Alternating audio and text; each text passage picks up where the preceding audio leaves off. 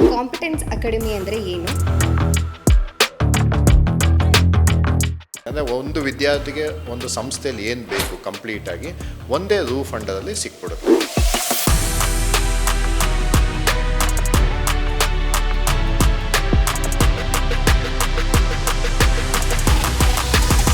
ಒಂದು ಅಕಾಡೆಮಿಗಳಿದ್ದಾವೆ. ಆ ಎಲ್ಲ ವಿದ್ಯಾರ್ಥಿಗಳನ್ನ ಒಂದು ಕಡೆ ಹಾಕಿದ್ರೆ ನಿಮ್ಮ ಕಾಂಪಿಟೆನ್ಸ್ ಅಕಾಡೆಮಿಯಿಂದ ಹೊರಗಡೆ ಹೋಗುವಂಥ ವಿದ್ಯಾರ್ಥಿಗಳು ಹೇಗೆ ವಿಭಿನ್ನವಾಗಿ ಕಾಣಿಸ್ತಾನೆ?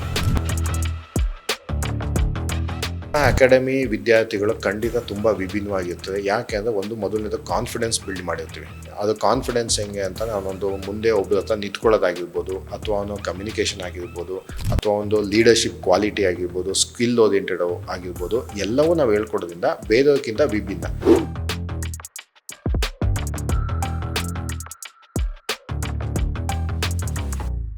ಭಾರತ ದೇಶದಲ್ಲಿ ಬಿಸ್ನೆಸ್ ಆಪರ್ಚುನಿಟೀಸ್ ತುಂಬ ಇದೆ, ಆದರೆ ಮಕ್ಕಳಲ್ಲಿ ಏನಾಗುತ್ತೆ ಅಂದರೆ ಪೇಷನ್ಸ್ ಇಲ್ಲ.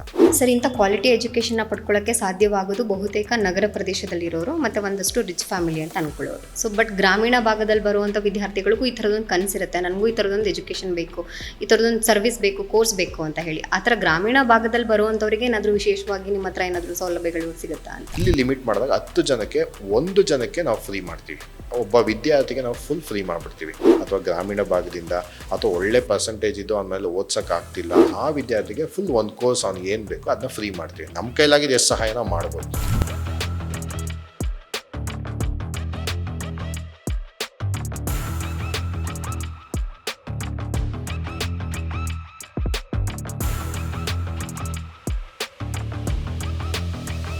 ಪ್ರಜುನುಡಿ ಪಾಡ್ಕಾಸ್ಟ್ಗೆ ಸ್ವಾಗತ. ನಾನು ಸ್ವರ್ಣ.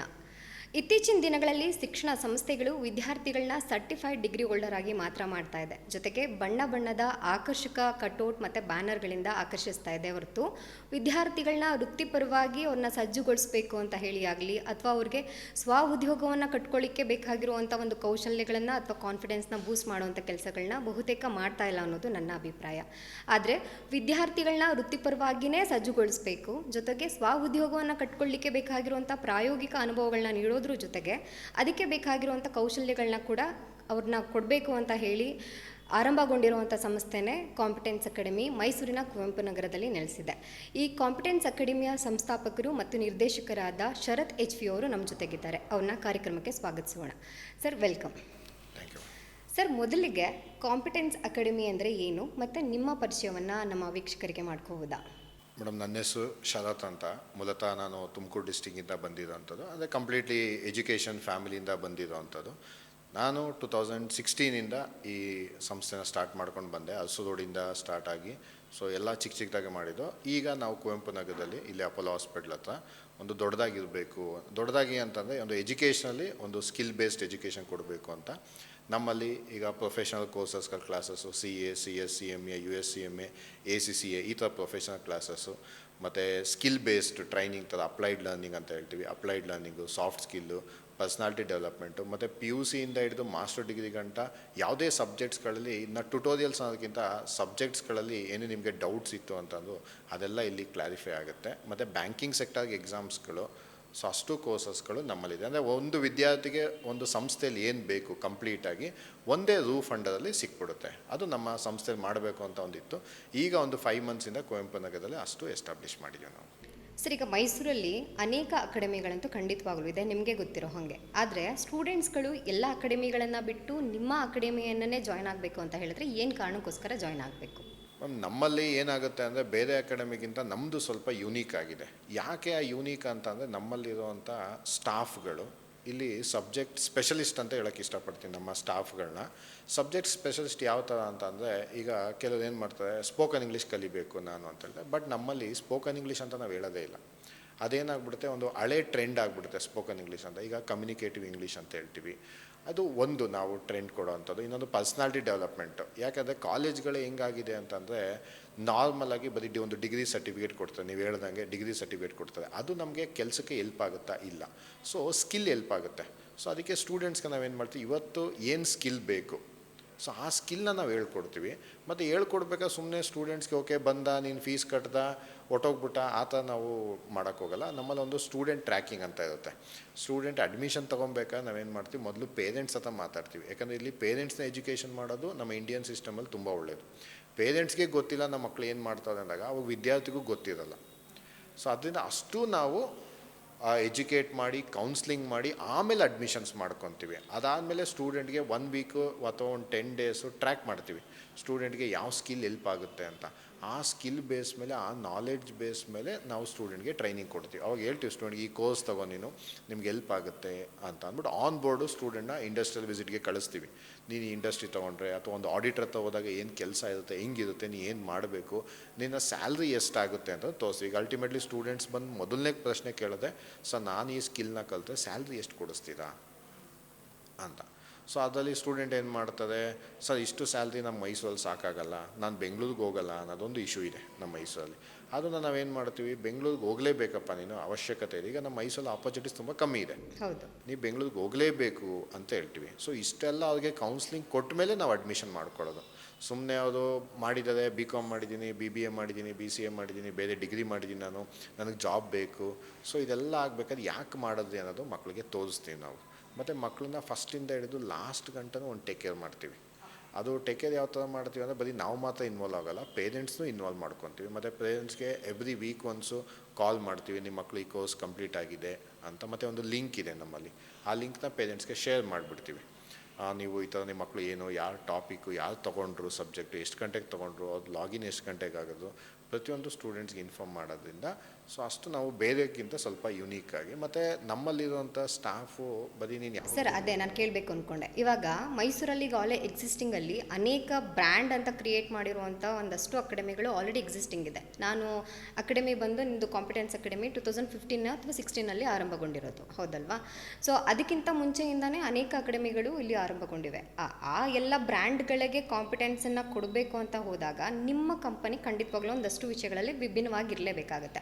ಆ ಥರ ಡಿಫ್ರೆಂಟ್ ಅಂತ ಅನಿಸುವಂಥ ವಿಷಯಗಳು ಏನಿದೆ ನಿಮ್ಮ ಕಾಂಪಿಟೆನ್ಸ್ ಅಕಾಡೆಮಿ? ನಮ್ಮಲ್ಲಿ ನನಗೆ ಒಂದು ಖುಷಿ ಏನು ಹೇಳ್ಕೊಳ್ಳೋಕ್ಕೆ ಅಂತ ಅಂದರೆ, ನನ್ನ ಅಕಾಡೆಮಿ ಬ್ರ್ಯಾಂಡ್ ಅನ್ನೋದಕ್ಕಿಂತ ನನ್ನ ಹತ್ರ ಇರೋ ಟೀಚರ್ಸೇ ಬ್ರ್ಯಾಂಡ್.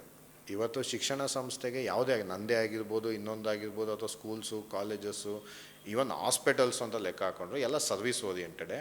ಟೀಚರ್ಸ್ ಇಲ್ಲಿ ಬ್ರ್ಯಾಂಡು. ಸೊ ನಾನು ಟೀಚರ್ಸ್ನ ತೊಗೊಬೇಕಾದ್ರೆ ನಾನೇನು ಮಾಡ್ತೀನಿ, ಅವ್ರನ್ನ ನಾನು ಸ್ಯಾಲ್ರಿ ಅಂತ ಅಪಾಯಿಂಟೇ ಮಾಡ್ಕೊಳ್ಳಲ್ಲ. Because they are not employees ನನಗೆ. ಸೊ ಅವರು ನನ್ನ ಹತ್ರ ಒಬ್ಬರು ಪಾರ್ಟ್ನರ್ಸ್ ಇದ್ದಂಗೆ ಆ ಥರ ತೊಗೊತೀವಿ. ಮತ್ತು ಎಲ್ಲ ಡೆಡಿಕೇಟಿವ್ ಸ್ಟಾಫ್ ಇದೆ ನಮಗೆ. ಮತ್ತು ಎಕ್ಸ್ಪರ್ಟ್, ಈಗ ನಿಮಗೆ ಅವೆಲ್ಲ ಹೇಳ್ದಂಗೆ ಸ್ಪೆಷಲಿಸ್ಟ್ಗಳು ನಮ್ಮಲ್ಲಿ ತುಂಬ ಇದ್ದಾರೆ. ಸ್ಪೆಷಲಿಸ್ಟ್ ಅಂದರೆ ಆ ಪರ್ಟಿಕ್ಯುಲರ್ ಟಾಪಿಕ್ಗೆ. ಅದರಿಂದನೇ ನೀವು ಗೆಸ್ಸೇ ಮಾಡಿರಲ್ಲ ನಮ್ಮ ಅಕಾಡೆಮಿಲಿ ಒಟ್ಟು ಎಷ್ಟು ಫ್ಯಾಕಲ್ಟೀಸ್ಗಳಿದ್ದಾರೆ? 21 ಮೆಂಬರ್ಸ್ ಇದೆ ಮೇಡಮ್. 20 ಇದ್ದು ನಿನ್ನೆ ಒಬ್ಬರನ್ನ ತೊಗೊಂಡ್ರು, ಟೋಟಲ್ 21 ಆದರು. ಮತ್ತು ಒಂದು ಟಾಪಿಕ್ ತೊಗೊಂಡ್ರೂ ಮಿನಿಮಮ್ ಈಗ ಒಂದು ಬೇಸಿಕ್ ಆಫ್ ಕಂಪ್ಯೂಟರ್ಸ್ ಅಂತ ಇರುತ್ತೆ. ಅದರಲ್ಲಿ ಕೆಲವ್ರು ಏನು ಮಾಡ್ತಾರೆ, ಕೆಲವು ಅಕಾಡೆಮಿಗಳಲ್ಲಿ ಒಬ್ಬರೇ ತೊಗೊಂಡ್ಬಿಡ್ತಾರೆ ಎಲ್ಲ. ಸೊ ಅದರಲ್ಲಿರೋಂಥ ನಮ್ಮಲ್ಲಿ ಇಬ್ಬರು ತೊಗೊತಾರೆ. ಅದು ಒಂದೇ ಮಂತ್ ಕೋರ್ಸು, 15 ಡೇಸ್ ಒಬ್ಬರು, ಇನ್ನು 15 ಡೇಸ್ ಒಬ್ಬರು ತೊಗೊತಾರೆ. ಸೊ ಅದರಿಂದ ಬೇರೆ ಅಕಾಡೆಮಿಗಿಂತ ನಮ್ಮದು ಸ್ವಲ್ಪ ಯೂನಿಕಾಗಿ ಇದ್ದೇ ಇರುತ್ತೆ ಯಾವತ್ತೂ. ಸರ್ ಅದೇ ನಾನು ಆವಾಗಲೇ ಸ್ಟಾರ್ಟಿಂಗಲ್ಲೇ ಹೇಳ್ದಂಗೆ ಇವತ್ತಿನ ಎಷ್ಟೊಂದು ಅಕಾಡೆಮಿಗಳು ಆಕರ್ಷಿಸ್ತಾ ಇರೋದು ಅಂತ ಹೇಳಿದ್ರೆ ಕಲರ್ಫುಲ್ ಬ್ಯಾನರ್ಸ್ಗಳಿಂದನೇ ನಮ್ಮದಷ್ಟು ಪರ್ಸೆಂಟೇಜ್ ಇದೆ, ಇಷ್ಟು ಪರ್ಸೆಂಟೇಜ್ ಇದೆ ಅಂತ ಹೇಳಿ, ನಮ್ಮದಷ್ಟು ಕೋರ್ಸ್ಗಳಿದೆ, ಇಷ್ಟು ಕೋರ್ಸ್ಗಳಿದೆ ಅಂತ ಬಹುತೇಕ ಅಕಾಡೆಮಿಗಳು ಅದೇ ಅಜೆಂಡವನ್ನೇ ಇಟ್ಕೊಂಡೇ ಮಾರ್ಕೆಟಿಂಗನ್ನು ಮಾಡುವಂಥದ್ದು. ಆದರೆ ಪೋಷಕರುಗಳಿಗೆ ಇದನ್ನೆಲ್ಲ ಬ್ಯಾನರ್ಗಳನ್ನ ಒಟ್ಟಾಗೆ ನಿಂತ್ಕೊಂಡು ನೋಡಿದಾಗ ಗೊಂದಲ ಆಗುತ್ತೆ. ಇವರು ಹಾಗೆ ಮಾರ್ಕೆಟಿಂಗ್ ಮಾಡಿದ್ದಾರೆ, ಇವರು ಹಾಗೆ ಮಾರ್ಕೆಟಿಂಗ್ ಮಾಡಿದ್ದಾರೆ, ಯಾವ ಅಕಾಡೆಮಿಯನ್ನು ನಾನು ಚೂಸ್ ಮಾಡಬೇಕು ಅಂತ ಪೇರೆಂಟ್ಸ್ಗಿರುವಂಥ ಗೊಂದಲವನ್ನು ನಿವಾರಿಸಬೇಕಾದಾಗ ನಿಮ್ಮ ಕಾಂಪಿಟೆನ್ಸಿ ಅವರಿಗೆ ಏನು ನೀವು ಸಲಹೆ ಕೊಡ್ಬೋದು? ಫಸ್ಟು ಯಾಕೆ ನಿಮ್ಮ ಪೋಷಕರು ನಿಮ್ಮ ಕಾಂಪಿಟೆನ್ಸಿನ ಅಕಾಡೆಮಿಯನ್ನು ಚೂಸ್ ಮಾಡ್ಕೋಬೇಕಾಗುತ್ತೆ?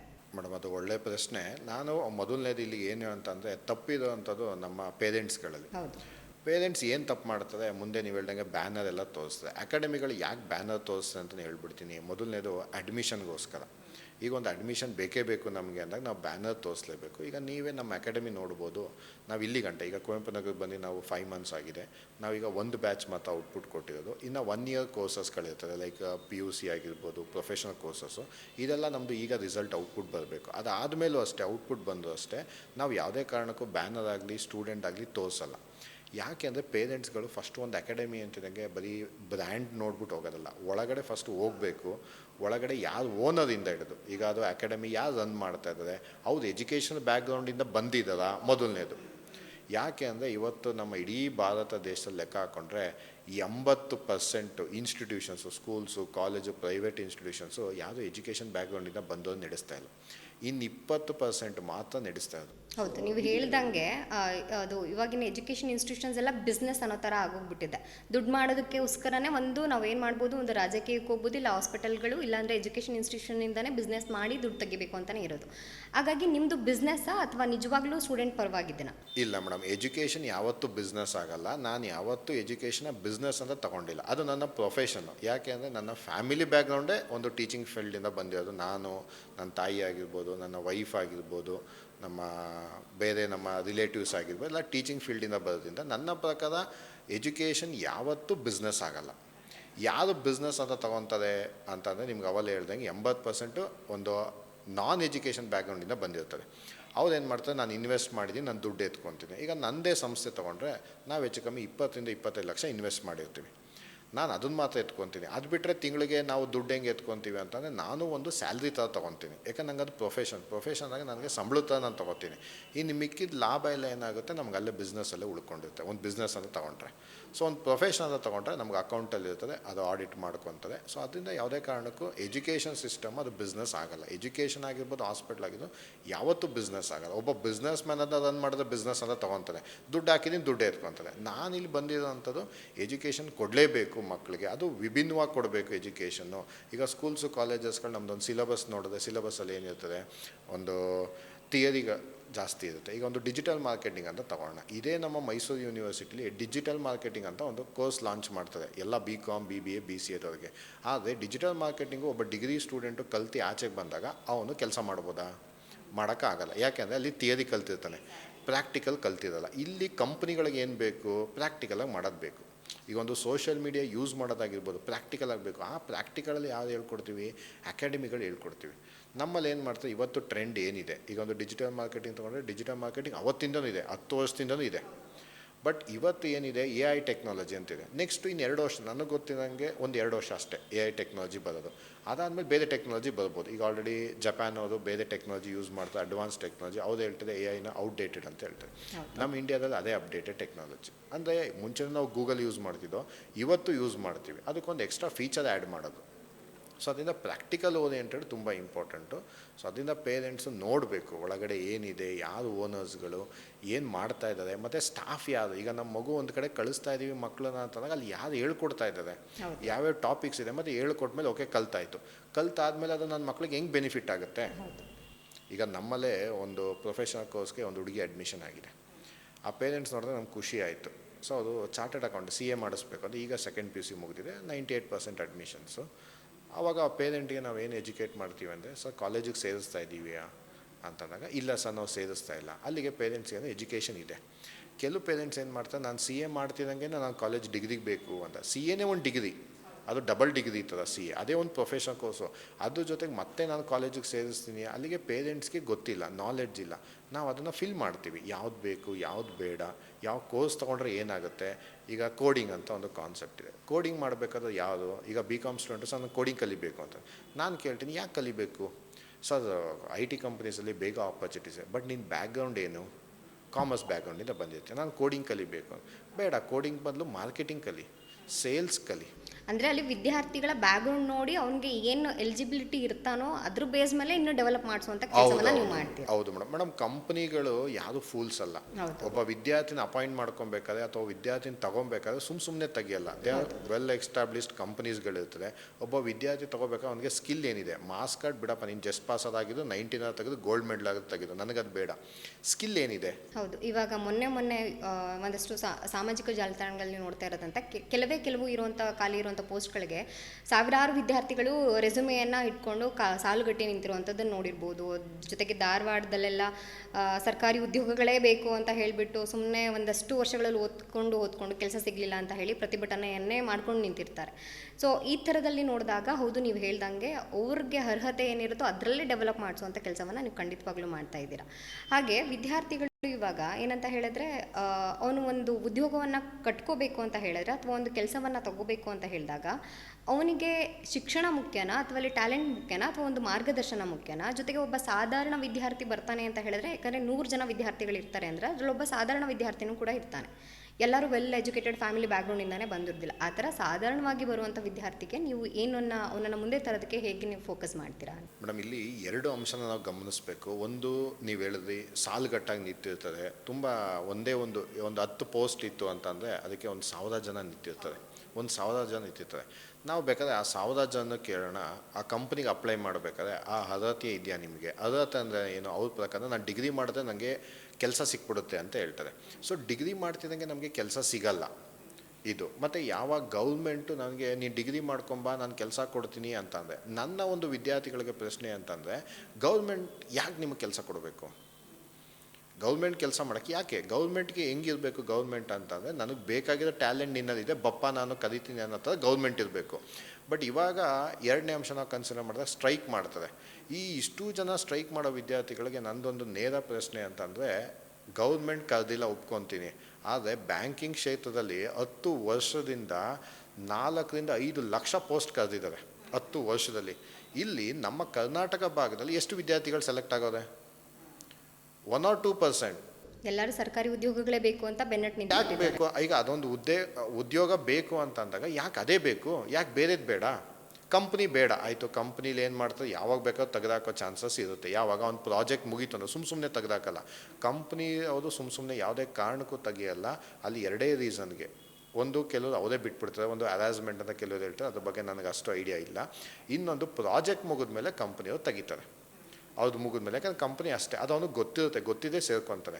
ಆದರೆ ಗೌರ್ಮೆಂಟ್ ಜಾಬ್ಗಳು ಏನಾಗ್ತವೆ ನಮಗೆ, ಅಲ್ಲಿ ಒಂದು ಕರಪ್ಷನ್ ಲೆವೆಲ್ ಜಾಸ್ತಿ ಇರ್ತದೆ. ಅದೇ ಬ್ಯಾಂಕಿಂಗಲ್ಲಿ ಕರಪ್ಷನ್ ಲೆವೆಲ್ ಇರಲ್ಲ. ಸೊ ಅವಾಗೇನು ಮಾಡ್ತಾರೆ ವಿದ್ಯಾರ್ಥಿ? ಈಗ ಸ್ಟ್ರೈಕ್ ಮಾಡೋದು, ಧಾರವಾಡಲ್ಲಿ ಎಲ್ಲ ಸ್ಟ್ರೈಕ್ ಮಾಡೋದು, ಬೆಂಗಳೂರಲ್ಲಿ ಸ್ಟ್ರೈಕ್ ಮಾಡೋದು. ಇವರಲ್ಲಿ ಎಷ್ಟು ಜನ ಬ್ಯಾಂಕಿಂಗ್ ಎಕ್ಸಾಮ್ ತೊಗೊಂಡಿದ್ದಾರೆ? ಎಷ್ಟು ಜನ ಕಂಪ್ನಿಗೆ ಟ್ರೈ ಮಾಡಿದ್ದಾರೆ? ಇವ್ರು ಎಲ್ಲವೂ ನೀವು ಒಂದು ಅಂಶ ಗಮನಿಸಿ, ಇವರೆಲ್ಲ ನನಗೆ ಮೀಸಲಾತಿ ಬೇಕು, ಏಜ್ ಎಕ್ಸ್ಟೆನ್ಷನ್ ಕೇಳೋದು. ಏಜ್ ಎಕ್ಸ್ಟೆನ್ಷನ್ ಅಂತ ತೊಗೊಂಡ್ರೆ ನಮ್ಮ ಎಕಾನಮಿ ಮೇಲೆ ಎಷ್ಟು ಎಫೆಕ್ಟ್ ಆಗುತ್ತೆ? 10 ವರ್ಷದಿಂದ ಅವನು ಜಾಬೇ ಮಾಡಿಲ್ಲ, 23 ವರ್ಷಕ್ಕೆ ಅವನು ಮಾಸ್ಟರ್ ಡಿಗ್ರಿ ಮುಗಿಸ್ತಾನೆ, 21 ವರ್ಷಕ್ಕೆ ಅವನು ಡಿಗ್ರಿ ಮುಗಿಸ್ತಾನೆ. ಅಲ್ಲಿಂದ ಅವನು 35 ವರ್ಷ ಗಂಟ ಎಕ್ಸ್ಟೆನ್ಷನ್ ಕೊಟ್ಟಿದ್ದಾರೆ. ಅಂದರೆ 10-12 ವರ್ಷ ಅವನು ಕೆಲಸ ಮಾಡ್ದಲ್ಲೇ ಬರೀ ಓದ್ತಾ ಇದ್ದಾನೆ ಅಂತಂದರೆ ಅವನ ಸಂಪಾದನೆ ಏನಾಯಿತು? ಹೌದು. ಅವಾಗ ಅವನು ಏನು ಮಾಡ್ತಾನೆ ವಿದ್ಯಾರ್ಥಿ? ಎಲ್ಲ ಅವ್ರ ಹತ್ರನೋ ಇವ್ರ ಹತ್ರನೋ ಸಾಲ ಇಸ್ಕೊಂಡು ಅಥವಾ ಇನ್ನೊಂದು ಮಾಡಿ ಅವನು ಎಫೆಕ್ಟ್ ಆಗುತ್ತಾನೆ. ಅದೇ 10 ವರ್ಷದಲ್ಲಿ ಅವ್ನು ಬಿಸ್ನೆಸ್ಸೇ ಮಾಡ್ಬೋದು, ಅಥವಾ ಒಂದು ಸ್ಕಿಲ್ ಡೆವಲಪ್ಮೆಂಟ್ ಮಾಡ್ಕೋಬೋದು, ಒಂದು ಪ್ರೈವೇಟ್ ಕಂಪ್ನಿಲೇ ಮಾಡ್ಬೋದು, ಅಥವಾ ಒಂದು ಅಗ್ರಿಕಲ್ಚರ್ ಲ್ಯಾಂಡ್ ಇತ್ತು ಅಂದರೆ ಅದನ್ನೇ ಡೆವಲಪ್ ಮಾಡ್ಬೋದು. ಇದ್ರ ಬಗ್ಗೆ ಮಕ್ಕಳು ಯೋಚನೆ ಮಾಡಲ್ಲ. ಅಂದರೆ ನೀವು ಸರಿಯಾದ ವೇದಿಕೆಯನ್ನು ಆಯ್ಕೆ ಮಾಡ್ಕೋಬೇಕು ಓದಿನ ಹಂತದಲ್ಲೇ. ಸುಮ್ಮನೆ ಟೈಮ್ ವೇಸ್ಟ್ ಮಾಡೋದಕ್ಕಿಂತ ಮಲ್ಟಿ ಸ್ಕಿಲ್ಡ್ ಆಗಿ ಅದಕ್ಕೆ ಬೇಕಾಗಿರುವಂಥ ವೇದಿಕೆಯನ್ನು ಆಯ್ಕೆ ಮಾಡ್ಕೋಬೇಕು. ನಮ್ಮಲ್ಲಿ ಏನಿದೆ, ಒಂದು ಸಿಲೆಬಸ್ ಅಂತ ಏನು ಕರಿತೀವಿ, 1 to 10th. ನಾನು 10th ಸ್ಟ್ಯಾಂಡರ್ಡ್ ಬರ್ತಿದ್ದಂಗೆ ಪೇರೆಂಟ್ಸ್ ಮೈಂಡಲ್ಲಿ ಏನಾಗ್ತದೆ, ನನ್ನ ಮಗ 99 ತೆಗಿಬೇಕು, ನನ್ನ ಮಗ 100/100 ತೆಗಿಬೇಕು. ಇನ್ನು ಕೆಲವು ಪೇರೆಂಟ್ಸ್ ಇದ್ದರೆ 95 ತೆಗೆದ್ರೆ ಇನ್ನು 5% ಎಲ್ಲೋಯ್ತು ಅಂತ ಕೇಳ್ತಾರೆ. ಹೌದು. ಆದರೆ ನನಗೇನೆ ನನ್ನ ಪೇರೆಂಟ್ಸ್, ನಮ್ಮ ತಾಯಿ ಏನು ಮಾಡೋದು, ನಾನು ಎಷ್ಟೇ ತೊಗೊಂಡ್ರು ನಾನು 10th ತುಂಬ ಕಮ್ಮಿ ತೊಗೊಂಡಿದ್ದು, 2nd ಕ್ಲಾಸ್ ಏನೋ ನಾನು ತೊಗೊಂಡಿದ್ದು. ನಮ್ಮ ತಾಯಿ ಏನು ಮಾಡೋದು, ಎಷ್ಟು ತೊಗೊಂಡೆ ಅಂತ ಕೇಳಲಿಲ್ಲ, ಪಾಸ್ ಆಗಿದೆಯಾ, ಪಾಸ್ ಆಗಿದ್ದೀನಿ, ನೆಕ್ಸ್ಟ್ ಏನು ಮಾಡಬೇಕು ಅಂತ. ನಾನು ಕಮ್ಮಿ ಪರ್ಸೆಂಟೇಜು, ನಮ್ಗೆ ಗೊತ್ತಿಲ್ಲ, ನನಗೆ ಸೈನ್ಸ್ ತೊಗೋಬೇಕು ಅಂತ ಅಂದ್ಕೊಂಡಿದ್ದೀನಿ, ಅದು ಹೆಂಗೆ ವರ್ಕ್ ಆಗುತ್ತೋ ಗೊತ್ತಿಲ್ಲ ನನಗೆ, ಸೇರಿಸಿ ಅಂತ ನಾನು ಒಂದು ಪ್ರೈವೇಟ್ ಇನ್ಸ್ಟಿಟ್ಯೂಷನ್ಗೆ ಸೇರಿಸೋದು. 2 ದಿನ ನಾನು ಹೋಗಿದ್ದು, ಅದು ಇಷ್ಟ ಆಗಲಿಲ್ಲ. ಇಲ್ಲ, ನನಗೆ ಯಾಕೋ ಪ್ರೆಷರ್ ಅನ್ನಿಸ್ತಾ ಇದೆ, ನಾನು ಪ್ರೆಷರ್ ತೊಗೊಳಕ್ಕೆ ಹೋಗಲ್ಲ, ನಾನು ಬೇರೆ ಕೋರ್ಸ್ ತೊಗೋತೀನಿ. ಕಾಮರ್ಸ್ ತೊಗೊಂಡೆ. ಕಾಮರ್ಸ್ ತೊಗೊಂಡ್ಮೇಲೆ ಅದು ಇಷ್ಟ ಆಯಿತು, ನನಗೆ ಗೊತ್ತಾಯಿತು ಅಲ್ಲಿ. ಆಮೇಲೆ ಒಂದು ತಾಯಿ ಕೇಳಿದ್ರು, ಕಾಮರ್ಸ್ ಈಗ ನಿನಗೆ ಇಷ್ಟ ಆಯ್ತಲ್ವಾ, ಅದ್ರಲ್ಲಿ ಏನು ಮಾಡಬೇಕು ಅಂದ್ಕೊಂಡಿದ್ಯಾ? ಸದ್ಯಕ್ಕೆ ಐಡಿಯಾ ಇಲ್ಲ, ನಾನು ಸ್ವಲ್ಪ ಟೈಮ್ ತೊಗೊತೀನಿ ಅಂದರು. ಸರಿ, ನಿಂಗೆ 2 ವರ್ಷ ಟೈಮ್ ಇರೋದು, ಅದಾದಮೇಲೆ ಟೈಮ್ ತೊಗೊಬೇಡ. ಅಲ್ಲಿಗೆ ನಾನು PUC ಮುಗಿಸ್ದೆ. PUC ಮುಗಿಸ್ಮೇಲೆ ನನ್ನ ಅಲ್ಲಿರೋವಂಥ ಟೀಚರ್ಸು ತುಂಬ ಗೈಡ್ ಮಾಡೋದು. ನೀವು ಬರೀ ಮಾರ್ಕ್ಸ್ನ ಒಂದು ತೆಗಿಬೇಡಿ, ಮಾರ್ಕ್ಸ್ ತೆಗೆಯೋದು ನನ್ನ ಪ್ರಕಾರ, ನಾನು ಕಾಮರ್ಸ್ ಫ್ಯಾಕಲ್ಟಿ ಹೇಳ್ತೀನಿ, ಮಾರ್ಕ್ಸ್ ತೆಗಿಯುವಂಥದ್ದು ಒಬ್ಬ ವಿದ್ಯಾರ್ಥಿಯಿಂದ ತುಂಬ ಈಸಿ. ಆ ಸಬ್ಜೆಕ್ಟ್ ಎಕ್ಸ್ಪರ್ಟ್ಸ್ಗಳಿರ್ತದೆ, ಅವ್ರಿಗೆ ಗೊತ್ತಿರುತ್ತೆ, ತುಂಬ ಈಸಿ. ಅದು ಬಿಟ್ಟು ಸ್ಕಿಲ್ ಏನು ಕಲಿತೀರಾ? ಸೊ ನಾನು 2nd PUC ಮುಗಿಸ್ತಿದ್ದಂಗೆ ಗ್ಯಾಪ್ ಇತ್ತು ನಮಗೆ. ಸ್ಕಿಲ್ನ ಕಲಿತೆ, ಅವತ್ತಿಂದನೂ ಸ್ಕಿಲ್ ಕಲಿತೆ. ಇವತ್ತು ಅದೇ ಸ್ಕಿಲ್ಲು ನಮಗೆ ಹೆಲ್ಪ್ ಮಾಡಿದ್ದು.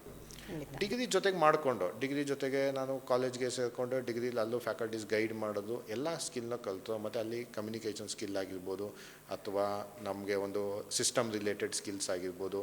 ಈಗ ನನಗೇನೆ ಹೇಳಿದಾಗ ಬೇಸಿಕಲಿ ಕಾಮರ್ಸ್ ಫ್ಯಾಕಲ್ಟಿ ನಾನು, ಬಟ್ ನನಗೆ ಇಡೀ ಸಿಸ್ಟಮ್ನ ರೆಡಿ ಮಾಡೋದು ಗೊತ್ತಿದೆ, ಕಂಪ್ಯೂಟರ್ನ ರೆಡಿ ಮಾಡೋದು ಗೊತ್ತಿದೆ, ಹಾರ್ಡ್ವೇರ್ ಕಾಂಪೊನೆಂಟ್ಸ್ ಏನಿರುತ್ತೆ ರೆಡಿ ಮಾಡೋದು ಗೊತ್ತಿದೆ, ಲ್ಯಾಪ್ಟಾಪ್ ಗೊತ್ತಿದೆ, CCTV ಇನ್ಸ್ಟಾಲೇಷನ್ ಗೊತ್ತಿದೆ, ಮತ್ತು ಕಂಪ್ಲೀಟಾಗಿ ಗ್ರಾಫಿಕ್ ಡಿಸೈನ್ಸು ಕಲ್ತಿದ್ದೀವಿ. ಇದೆಲ್ಲ ನಾವು ಎಲ್ಲಿ ಕಲ್ತಿದ್ದು ಅಂದರೆ ಒಂದೊಂದೇ ವರ್ಷ. ಈಗ ಮೊದಲನೇ ವರ್ಷ BCom ಒಂದು ಕಲಿತು, 2ನೇ ವರ್ಷ BCom ಇನ್ನೊಂದು ಕಲಿತು, 3ನೇ ವರ್ಷ BCom. ಸೊ ಇದು ನಮಗೆ ಜಾಬ್ ಕೊಡಿಸುತ್ತೆ.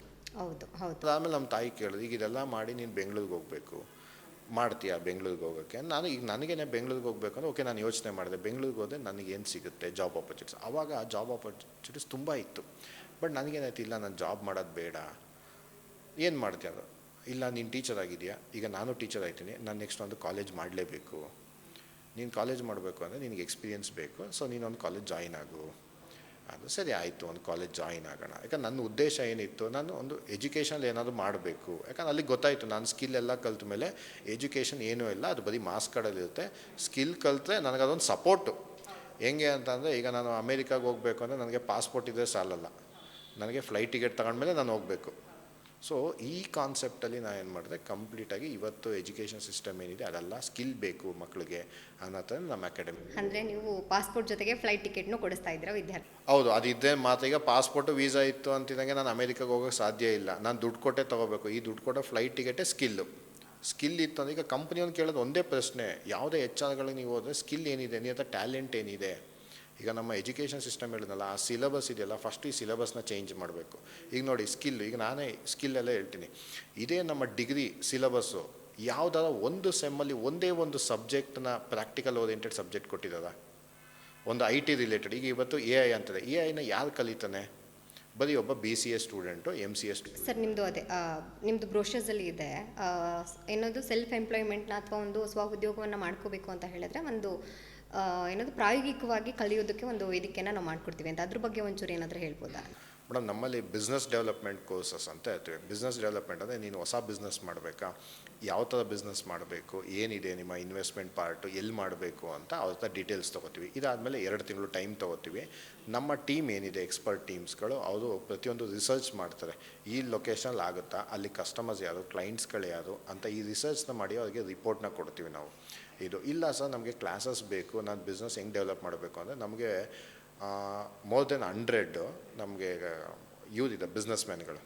ಸೊ ಇವ್ರದೆಲ್ಲ ಕಾಂಟ್ಯಾಕ್ಟ್ ತೊಗೊಂಡು ನಾವು ಸ್ಟೂಡೆಂಟ್ಸ್ನ ಅಲ್ಲಿ ಕಳಿಸ್ತೀವಿ ಆನ್ ಬೋರ್ಡು. ಅಂದರೆ ನಮ್ಮಲ್ಲಿ ಇರೋಲ್ಲ ಸ್ಟೂಡೆಂಟ್ಸು, ಆನ್ ಬೋರ್ಡ್ಗೆ ಹೋಗ್ತಾನೆ. ಈಗ ಒಂದು ಕೆಫೆ ಬಿಸ್ನೆಸ್ ಅಂತ ತೊಗೊಂಡ್ರೆ, ಒಂದು ಕೆಫೆಲೇ ನಮ್ಗೆ ಗೊತ್ತಿರೋಂಥ ಕೆಫೆಗಳಿಗೆ ಅವನ್ನ ಕೆಲಸ ಮಾಡಿಸ್ತೀವಿ. What ever this may be background, ಅವನು ರಿಚ್ ಫ್ಯಾಮಿಲಿಯಿಂದ ಬಂದಿದ್ದಾನೋ, ಪೊಲಿಟಿಷಿಯನ್ ಫ್ಯಾಮಿಲಿನೋ, ಬಡವನೋ ಶ್ರೀಮಂತ, ಇಲ್ಲಿ ಬರಲ್ಲ. ಇಲ್ಲಿ ಎಕ್ಸ್ಪೀರಿಯನ್ಸ್ ಮಾತ್ರ ಬರೋದು. ಅವ್ನು ಅಲ್ಲಿಗೆ ಕಳಿಸ್ತೀವಿ. ಹೇಳ್ತೀವಿ ಅದು ಸ್ಟೂಡೆಂಟ್ಗೆ, ನೀನು ಅಲ್ಲಿಗೆ ಹೋಗ್ಬೇಕಪ್ಪ, ನೀನು ಮಿನಿಮಮ್ 2 ರಿಂದ 3 ತಿಂಗಳಲ್ಲಿ ಕೆಲಸ ಮಾಡಬೇಕು. ಅವನು ನಮಗೆ ರಿಪೋರ್ಟ್, ಅಂದರೆ ಓನರ್, ಈಗ ನಮಗೆ ಓನರ್ಗೂ ಕಾಂಟ್ಯಾಕ್ಟ್ ಇರುತ್ತೆ, ನಾವು ಓನರ್ಗೆ ಪೇ ಮಾಡ್ತೀವಿ. ಅಲ್ಲಿ ಸಂಬಳ ಕೊಡಲ್ಲ. ಸ್ಟೂಡೆಂಟ್ ಏನು ನಮಗೆ ಪೇ ಮಾಡಿರ್ತಾರೆ, ನಾವು ಓನರ್ಗೆ ಕೊಡ್ತೀವಿ, ಅವನಿಗೆ ಕೆಲಸ ಕಲಿಸಿ ಅಂತ. ಈ ಓನರ್ಗಳು ಯಾರು ಅಂತಂದರೆ, ಇವ್ನು ನಾಳೆ ದಿವಸ ಕೆಫೆ ಓಪನ್ ಮಾಡಿದ್ರೆ ನನಗೆ ಡೌನ್ ಆಗುತ್ತೆ ಅನ್ನೋ ಓನರ್ ಅಲ್ಲ. ಅವರೆಲ್ಲ ನಮ್ಗೆ ಗೊತ್ತಿರೋವಂಥ ಫ್ರೆಂಡ್ಸ್ಗಳಾಗಿರ್ತದೆ, ಅಥವಾ ನಮ್ಮ ಸೀನಿಯರ್ ಮೋಸ್ಟ್ಗಳ್ಸ್ ಆಗಿರ್ತದೆ, ಅಥವಾ ಮೈಸೂರೊಂದು ರೆಪ್ಯೂಟೆಡ್ ಬಿಸ್ನೆಸ್ಗಳಾಗಿರ್ತದೆ. ಇವರೆಲ್ಲ ಮೈಸೂರೊಂದು ಬಿಸ್ನೆಸ್ ಮಾಡಬೇಕು ಅಂತ ಬಂದಿರ್ತಾರೆ. ಪಕ್ಕದಲ್ಲಿ ಬಂತ, ಆಯಿತು ಬಪ್ಪ ಮಾಡು ನೀನುವೇ ಅನ್ನೋ ಇಂಟೆನ್ಷನ್ ಇರುತ್ತೆ. ಅಂದರೆ ಒಂದು ಗ್ರೋತ್, ಡೆವಲಪ್. ಈಗ ನಾನು ಬೆಳೀತೇನೆ, ನೀನು ಬೆಳಿ, ಅಲ್ಲಿ ನಿಂತ್ಕೊಂಡು ಕಾಲೆಳೆಯೋ ಅಂಥ ಉದ್ದೇಶ ಅವ್ರಿಗಿರಲ್ಲ. ಸೊ ಈ ಉದ್ದೇಶವನ್ನು ನಾವು ಜೊತೆಗೆ ಹಾಕೊಂಡು ಆ್ಯಕ್ಚುಲ್ ಬಿಸ್ನೆಸ್ನ ಸ್ಟಾರ್ಟ್ ಮಾಡೋಕ್ಕೂ ಮುಂಚೆನೇ ಅದರಲ್ಲಿ ಕೈ ಸುಟ್ಕೋಬಾರ್ದು ಅನ್ನೋ ಕಾರಣಕ್ಕೋಸ್ಕರ ಒಂದು ಎಕ್ಸಿಸ್ಟಿಂಗ್ ಬಿಸ್ನೆಸ್ ಜೊತೆಗೆ ಅವರಿಗೆ ಟ್ರೈನ್ ಅಪ್ ಮಾಡಿಸೋ ಕೆಲಸ ಮಾಡಿ. ಎಕ್ಸಿಸ್ಟಿಂಗ್ ಬಿಸ್ನೆಸ್ ಅವ್ನಿಗೆ ಎಕ್ಸ್ಪೀರಿಯನ್ಸ್ ಇತ್ತು ಅಂದರೆ ಮಾತ್ರ ಬಿಸ್ನೆಸ್ಸು. ಮತ್ತು ಇನ್ನೊಂದು, ನಾನು ಸ್ಕಿಲ್ ಜೊತೆಗೆ ಮಕ್ಳಿಗೆ ಇನ್ನೊಂದು ಹೇಳ್ತೀನಿ. ನನ್ನ ಆಫೀಸಲ್ಲಿ ಒಂದೇ ರೂಫಲ್ಲಿ ಯಾಕೆಲ್ಲ ಸಿಗುತ್ತೆ ಅಂದರೆ, ನೀವು ಸ್ಕಿಲ್ ಕಲ್ತು ಕಂಪ್ನಿಗೆ ಹೋಗ್ತೀರಾ, ಯಾವ ಕಂಪ್ನಿಗೆ ಹೋಗ್ತೀರಾ ಅದು ಇಂಪಾರ್ಟೆಂಟು, ಅಥವಾ ಸ್ಕಿಲ್ ಕಲ್ತು ನೀನು ಸ್ವಂತ ವರ್ಕ್ ಮಾಡಬೇಕಾ, ಅದಕ್ಕೂ ದಾರಿ ತೋರಿಸ್ತೀವಿ. ಈಗ ಒಂದು ಹಾರ್ಡ್ವೇರ್ ನೆಟ್ವರ್ಕಿಂಗ್ ಅಂತ ಇದೆ. ಹಾರ್ಡ್ವೇರ್ ನೆಟ್ವರ್ಕಿಂಗ್ ಅಂತ ನಾವು ಹೇಳೋದು ಮಕ್ಕಳಿಗೆ, ಬೇರೆ ಕಡೆ ಕೆಲಸ ಮಾಡಬೇಡಿ, ನೀವೇ ಒಂದು ಆಫೀಸ್ ಓಪನ್ ಮಾಡಿ ಹಾರ್ಡ್ವೇರ್ ನೆಟ್ವರ್ಕಿಂಗ್, ಅಥವಾ ನೀವೇ ಒಂದು ಸಿಸ್ಟಮ್ಸ್ಗಳನ್ನ ಯಾವ ಥರ ಏನು ಮಾಡೋದು, ಒಂದು ಕ್ಲೈಂಟ್ಸ್ಗಳನ್ನ ಕೊಡಿ. ನಾವು ಒಂದು 2-3 ಜನ ಕ್ಲೈಂಟ್ಸ್ಗಳನ್ನ ಮಿನಿಮಮ್ ಕೊಡ್ತೀವಿ. ಸೊ ಆವಾಗ ಬಿಸ್ನೆಸ್ ಅಂತ ಬಂದಾಗ ಏನಾಗುತ್ತೆ, ಬಿಸ್ನೆಸ್ ಮಾಡ್ತೀರಾ, ಭಾರತ ದೇಶದಲ್ಲಿ ಬಿಸ್ನೆಸ್ ಆಪರ್ಚುನಿಟೀಸ್ ತುಂಬ ಇದೆ. ಆದರೆ ಮಕ್ಕಳಲ್ಲಿ ಏನಾಗುತ್ತೆ ಅಂದರೆ ಪೇಷನ್ಸ್ ಇಲ್ಲ. ಒಂದು ಬಿಸ್ನೆಸ್ ಬೆಳಿಬೇಕಾದ್ರೆ ಇಂಡಿಯಾದಲ್ಲಿ ಮಿನಿಮಮ್ 2 to 3 years ಬೇಕೇ ಬೇಕು. 2 to 3 years ಬೇಕೇ ಬೇಕು. ಆ ಪೇಷನ್ಸ್ ಇರಲ್ಲ. ಇವತ್ತು ನಾನು ದುಡ್ಡು ಹಾಕಿದ್ದೀನಿ ಅಂದರೆ ನಾಳೆನೇ ಎತ್ಕೋಬೇಕು ಅಂತ ಎಕ್ಸ್ಪೆಕ್ಟ್ ಮಾಡ್ತಾರೆ. ನಾಳೆನೇ ಎತ್ಕೋಬೇಕು ಅಂತ ಹೇಳ್ತಾರೆ. ನಾಳೆನೇ ಎತ್ಕೊಳ್ಳೋಕ್ಕಾಗಲ್ಲ, ಅಥವಾ ಒಂದು ವರ್ಷದಲ್ಲಿ ಎತ್ಕೊಳ್ಳೋಕ್ಕಾಗಲ್ಲ. ಆ ಬಿಸ್ನೆಸ್ನ ಫಸ್ಟು ಪಬ್ಲಿಸಿಟಿ ಮಾಡಬೇಕು, ಮಾರ್ಕೆಟಿಗೆ ಗೊತ್ತಾಗಬೇಕು ಏನಿದೆ ಅಂತ. ಸೊ ಇಲ್ಲಿ ಇನ್ನೊಂದು ಮಾರ್ಕೆಟ್ ಅಂತ ಬಂದಾಗ ಏನಾಗುತ್ತೆ, ಈ ಮಾರ್ಕೆಟಿಂಗ್ ಸ್ಟ್ರಾಟಜಿ ಅರ್ಥ ಮಾಡ್ಕೊಳ್ಳಲ್ಲ. ನಮ್ಮ ಇಂಡಿಯನ್ ಮಾರ್ಕೆಟಿಂಗ್ ಸ್ಟ್ರಾಟಜಿ ಇದೆಯಲ್ಲ, ತುಂಬ ಫ್ಲಕ್ಚುಯೇಟಿಂಗು. ಅದಕ್ಕೆ ತುಂಬ MNC ಕಂಪ್ನಿಗಳು ಇಂಡಿಯಾದೊಳಗಡೆ ಬರಬೇಕಾದ್ರೆ ತುಂಬ ಎದುರ್ಕೋತದೆ. ಇನ್ವೆಸ್ಟ್ ಮಾಡೋಕ್ಕಾದ್ರೆ ದುಡ್ಡಿಲ್ಲ ಅಂತ ತುಂಬ ಎದುರ್ಕೊತದೆ. ಯಾಕೆ ಎದುರ್ಕೋತದೆ ಅಂತಂದರೆ, ನಮ್ಮ ದೇಶದಲ್ಲಿರುವಂಥ ಕ್ಯಾಸ್ಟು, ಕಸ್ಟಮು, ರಿಲಿಜಿಯನ್ನು ಇದಿಷ್ಟು ಅವ್ರಿಗೆ ಎಫೆಕ್ಟ್ ಆಗ್ತದೆ. ಸೊ ಆವಾಗ ಬಿಸ್ನೆಸ್ ಸೆಕ್ಟರ್ಗೆ ಏನಾಗುತ್ತೆ, ಬಿಸ್ನೆಸ್ಗೆ ಇದು ಯಾವುದೂ ಬರಲ್ಲ. ಸರ್, ಒಂದು ನಾನು ಕೇಳ್ಪಟ್ಟೆ, ಬೇರೆ ಎಲ್ಲ ಅಕಾಡೆಮಿಗಳಿಗಿಂತ ನಿಮ್ಮ ಕಾಂಪಿಟೆನ್ಸ್ ಅಕಾಡೆಮಿಯಲ್ಲಿ ಫೀಸ್ ಸ್ಟ್ರಕ್ಚರ್ ಜಾಸ್ತಿ ಇದೆ ಅಂತ. ಏನಕ್ಕೆ ಆ ಥರ ಫೀಸ್ ಸ್ಟ್ರಕ್ಚರ್ ಜಾಸ್ತಿ ಇದೆ ಅಂತ ನಿಮ್ಮ? ಮೇಡಮ್ ಅದು ತುಂಬ ಪೇರೆಂಟ್ಸ್ ಹೇಳ್ತಾರೆ. ನಾನು ಫೀಸು ಫಿಕ್ಸ್ ಮಾಡಬೇಕಾದ್ರೆ ಮೈಸೂರು ಡಿಸ್ಟಿಕ್ನಲ್ಲಿ ಒಂದು ರಿಸರ್ಚ್ ಮಾಡಿದೆ, ಎಷ್ಟು ಯಾರು ಪೇ ಮಾಡ್ಬೋದು ಎಲ್ಲ ಅಂತ. ಸೊ ಅದೆಲ್ಲ ರಿಸರ್ಚ್ ಮಾಡ್ಬೇಕಾದ್ರೆ ನನಗನ್ಸಿದ್ದು ಇಷ್ಟು ಫಿಕ್ಸ್ ಮಾಡಿದ್ದೀನಿ ನಾನು ಅಂತ. ಇದನ್ನು ನಾನು ಯಾವುದೇ ನಾನು ಇನ್ವೆಸ್ಟ್ ಮಾಡಿದ್ದೀನಿ, ಅದಕ್ಕೆ ನಾನು ಫೀಸ್ ಎತ್ಕೋಬೇಕು ಅಂತಲ್ಲ. ನಮ್ಮಲ್ಲಿರುವಂಥ ಎಕ್ಸ್ಪರ್ಟ್ಸ್ಗಳಿಗೆ, ಆ ಸಬ್ಜೆಕ್ಟ್ ಎಕ್ಸ್ಪರ್ಟ್ಸು, ಆ ಸ್ಕಿಲ್ ಎಕ್ಸ್ಪರ್ಟ್ಸ್ಗಳಿರ್ತದೆ. ಸೊ ಇವ್ರಿಗೆ ನಾವು ಆಲ್ಮೋಸ್ಟ್ 80% ಆಫ್ ದ ಫೀಸ್ನ ಪೇ ಮಾಡ್ತೀವಿ. ಅಂದರೆ ಅಲ್ಲಿಗೆ ನಮ್ಮ ಸಂಸ್ಥೆಗೆ ಉಳ್ಕೊಳ್ಳೋದು 20%. ಕೆಲವು ಪೇರೆಂಟ್ಸ್ ಕೇಳ್ತಾರೆ, ಸರ್ ಬಿಸ್ನೆಸ್ ನೀವು ಎಜುಕೇಷನ್ನ ಬಿಸ್ನೆಸ್ ಮಾಡ್ಕೊಬಿಟ್ಟಿದ್ದೀರಾ, ಅದಕ್ಕೆ ನಿಮ್ಮದು ಫೀಸ್ ಜಾಸ್ತಿ ಅಂತ. ನಾನು ಆ ಪೇರೆಂಟ್ಸ್ಗೆ ಅಲ್ಲೇ ತೋರಿಸ್ತೀವಿ, ನಂದು ಆಫೀಸಲ್ಲಿ ಎಲ್ಲವೂ ಟ್ರಾನ್ಸ್ಪರೆನ್ಸಿ. ನನ್ನ ಎಲ್ಲ 21 ಜನ ಫ್ಯಾಕಲ್ಟೀಸ್ಗೂ ನನ್ನ ಆಫೀಸಲ್ಲಿ ಏನು ನಡೀತದೆ, ಎಷ್ಟು ಅಡ್ಮಿಷನು, ಎಷ್ಟು ಫೀಸ್ ಕಟ್ಟಿದ್ದಾರೆ, ಅದ್ರಲ್ಲಿ ನಮ್ಮದು ಎಷ್ಟು ಎಕ್ಸ್ಪೆನ್ಸಸ್ಸು, ಏನೆಂದಕ್ಕೆ ಪೇ ಮಾಡ್ತೀವಿ, ಇದು ಎಲ್ಲವೂ ಗೊತ್ತಿದೆ. ಈವನ್ ನಾವು ಪೇರೆಂಟ್ಸ್ಗೂ ಅದನ್ನ ಡಿಸ್ಕ್ಲೋಸ್ ಮಾಡ್ತೀವಿ. ನಮ್ಮ ಸ್ಟೂಡೆಂಟ್ಸ್ ಯಾರು, ಎಷ್ಟು ಫೀಸ್ ಕಟ್ಟಿರ್ತದೆ, ನಾವೇನೋ ಕನ್ಸೆಷನ್ ಕೊಟ್ಟಿದ್ದೀವ, ಇಷ್ಟು ಕೊಡ್ತೀವಿ. ಸೊ ನಾನೇ ಓಪನಾಗಿ ಹೇಳ್ಕೊಬೇಕು ಅಂದರೆ ಇಡೀ ಮೈಸೂರು ಡಿಸ್ಟಿಕಲ್ಲಿ ನನ್ನದೇ ಫೀಸ್ ಜಾಸ್ತಿ. ಯಾಕೆ ಅಂತಂದರೆ ನಾನು ನಮ್ಮ ಸ್ಟಾಫ್ಗೆ ಅಷ್ಟೇ ಪೇ ಮಾಡ್ತೀನಿ, ಓಕೆ. ನಮ್ಮ ಟೀಚರ್ಸ್ಗೆ ಅಷ್ಟೇ. ಬಿಕಾಸ್ ಟೀಚಿಂಗ್ ಪ್ರೊಫೆಷನ್ ಅಂತಂದರೆ it is not a low paid profession, it is a high paid profession. ಅದು ಯಾವತ್ತೂ ಕಮ್ಮಿ ಆಗಬಾರ್ದು. ಕೆಲವು ಇನ್ಸ್ಟಿಟ್ಯೂಷನ್ಸ್ಗಳು ಕಮ್ಮಿ, ಅವ್ರು ಕಮ್ಮಿ ಇಸ್ಕೊತ ಕಮ್ಮಿ ಕೊಡ್ತಾರೆ. ನಾನು ಜಾಸ್ತಿ ಇಸ್ಕೊತೀನಿ, ಜಾಸ್ತಿ ಕೊಡ್ತೀನಿ. ಯಾಕಂದರೆ ಅದು ತಕ್ಕನಂಗೆ ಹೇಳ್ಕೊಡ್ತಾರೆ. ನನಗೀಗ ಸಬ್ಜೆಕ್ಟ್ ಎಕ್ಸ್ಪರ್ಟ್ ಬೇಕು. ಎಕ್ಸ್ಪರ್ಟ್ ಅಂತ ನನಗೆ ಎಕ್ಸ್ಪೀರಿಯನ್ಸ್ ಅಲ್ಲ, ಜೂನಿಯರ್ಸ್ ಆಗಿರ್ಬೋದು, ಸೀನಿಯರ್ಸ್. ಈಗ ನಾನು ಎಷ್ಟೋ ವಿದ್ಯಾರ್ಥಿಗಳನ್ನ ನಾನು ಅಪಾಯಿಂಟ್ ಮಾಡ್ಕೊಂಡಿದ್ದೀನಿ, ನನಗೆ ಬೇಕು ಸ್ಟಾಫು MCOM MBA ಮಾಡಿರೋದು ಅಂತ. ಸೊ ಇವ್ರಿಗೆಲ್ಲ ಸಮಾನವಾಗಿ ಪೇ ಮಾಡ್ತೀನಿ. ಮತ್ತು ಇಲ್ಲಿ ಡಿಫ್ರೆನ್ಷಿಯೇಟ್ ಮಾಡೋಕ್ಕೋಗಲ್ಲ, ಈ ಸಬ್ಜೆಕ್ಟ್ ಇಷ್ಟು ಕೊಡಬೇಕು. ಈಗ ಸೈನ್ಸ್ ಸಬ್ಜೆಕ್ಟು ಜಾಸ್ತಿ, ಕಾಮರ್ಸ್ ಸಬ್ಜೆಕ್ಟ್ ಕಮ್ಮಿ, ಆರ್ಟ್ಸ್ ಸಬ್ಜೆಕ್ಟ್ ಕಮ್ಮಿ, ಇದೆಲ್ಲ ಇಲ್ಲ. ಎಲ್ಲ ಸಬ್ಜೆಕ್ಟ್ಗೂ ನಾನು ಅದೇನು ಪರ್ ಸ್ಟೂಡೆಂಟ್ ಅಂತ ಇರುತ್ತೆ, ಕೆಲವು ಆಫರ್ ಮಾಡ್ಕೊಂಡಿರ್ತಾರೆ ಪರ್ ಸ್ಟೂಡೆಂಟ್ ಅಂತ. ಎಲ್ಲರಿಗೂ ಒಂದೇ ಥರ ಫೀಸ್ ಸ್ಟ್ರಕ್ಚರ್. ಈಗ ನನ್ನಲ್ಲೇ ನಾವು ಹೇಳ್ಕೊಬೇಕು ಅಂದರೆ ಒಂದು ಸಬ್ಜೆಕ್ಟ್ಗೆ ನಾನು 15,000 ಚಾರ್ಜ್ ಮಾಡ್ತೀನಿ.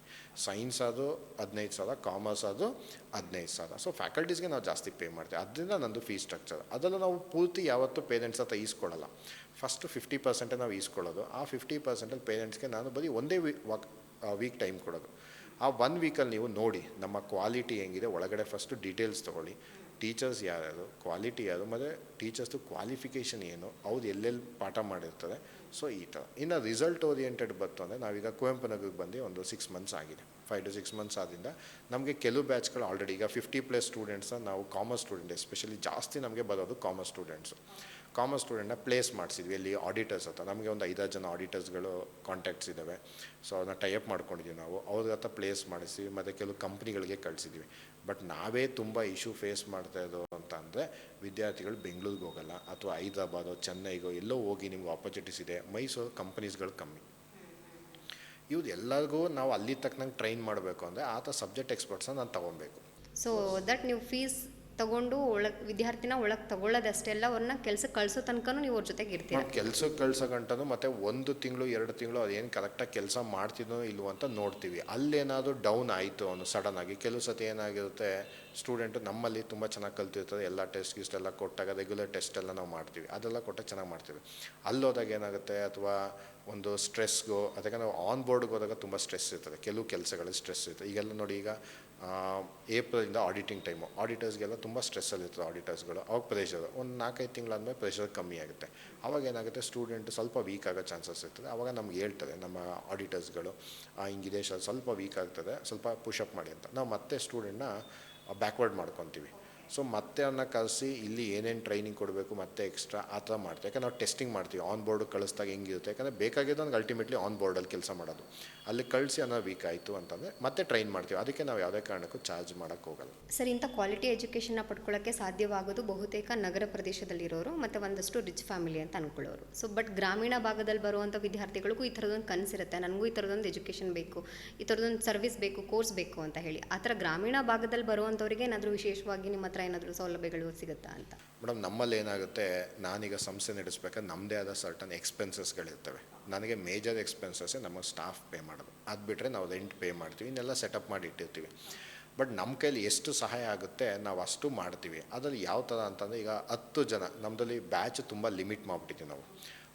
ಕೆಲವು ಕೋರ್ಸ್ಗಳಿಗೆ 5 ಜನ. ಈಗ ಪ್ರೊಫೆಷನಲ್ ಕೋರ್ಸ್ ಬಂತು ಅಂದರೆ ಬರೀ 5 ಜನಕ್ಕೆ ಮಾತ್ರ ಬ್ಯಾಚ್ ಮಾಡಿರ್ತೀವಿ. ಇನ್ನು ಟೆಕ್ನಿಕಲ್ ಕೋರ್ಸ್ ಬಂತು ಅಂದರೆ ಒಂದು ಬ್ಯಾಚಲ್ಲಿ ಬರೀ 10 ಜನ ಇರ್ತದೆ ಮ್ಯಾಕ್ಸಿಮಮ್. ಇವನ್ ನಾವು 1,00,000 ಕೊಡ್ತೀವಿ ನಾವು ತೊಗೊಳ್ಳಲ್ಲ. ಇಲ್ಲಿ ಲಿಮಿಟ್ ಮಾಡಿದಾಗ 10 ಜನಕ್ಕೆ 1 ಜನಕ್ಕೆ ನಾವು ಫ್ರೀ ಮಾಡ್ತೀವಿ. ಒಬ್ಬ ವಿದ್ಯಾರ್ಥಿಗೆ ನಾವು ಫುಲ್ ಫ್ರೀ ಮಾಡಿಬಿಡ್ತೀವಿ.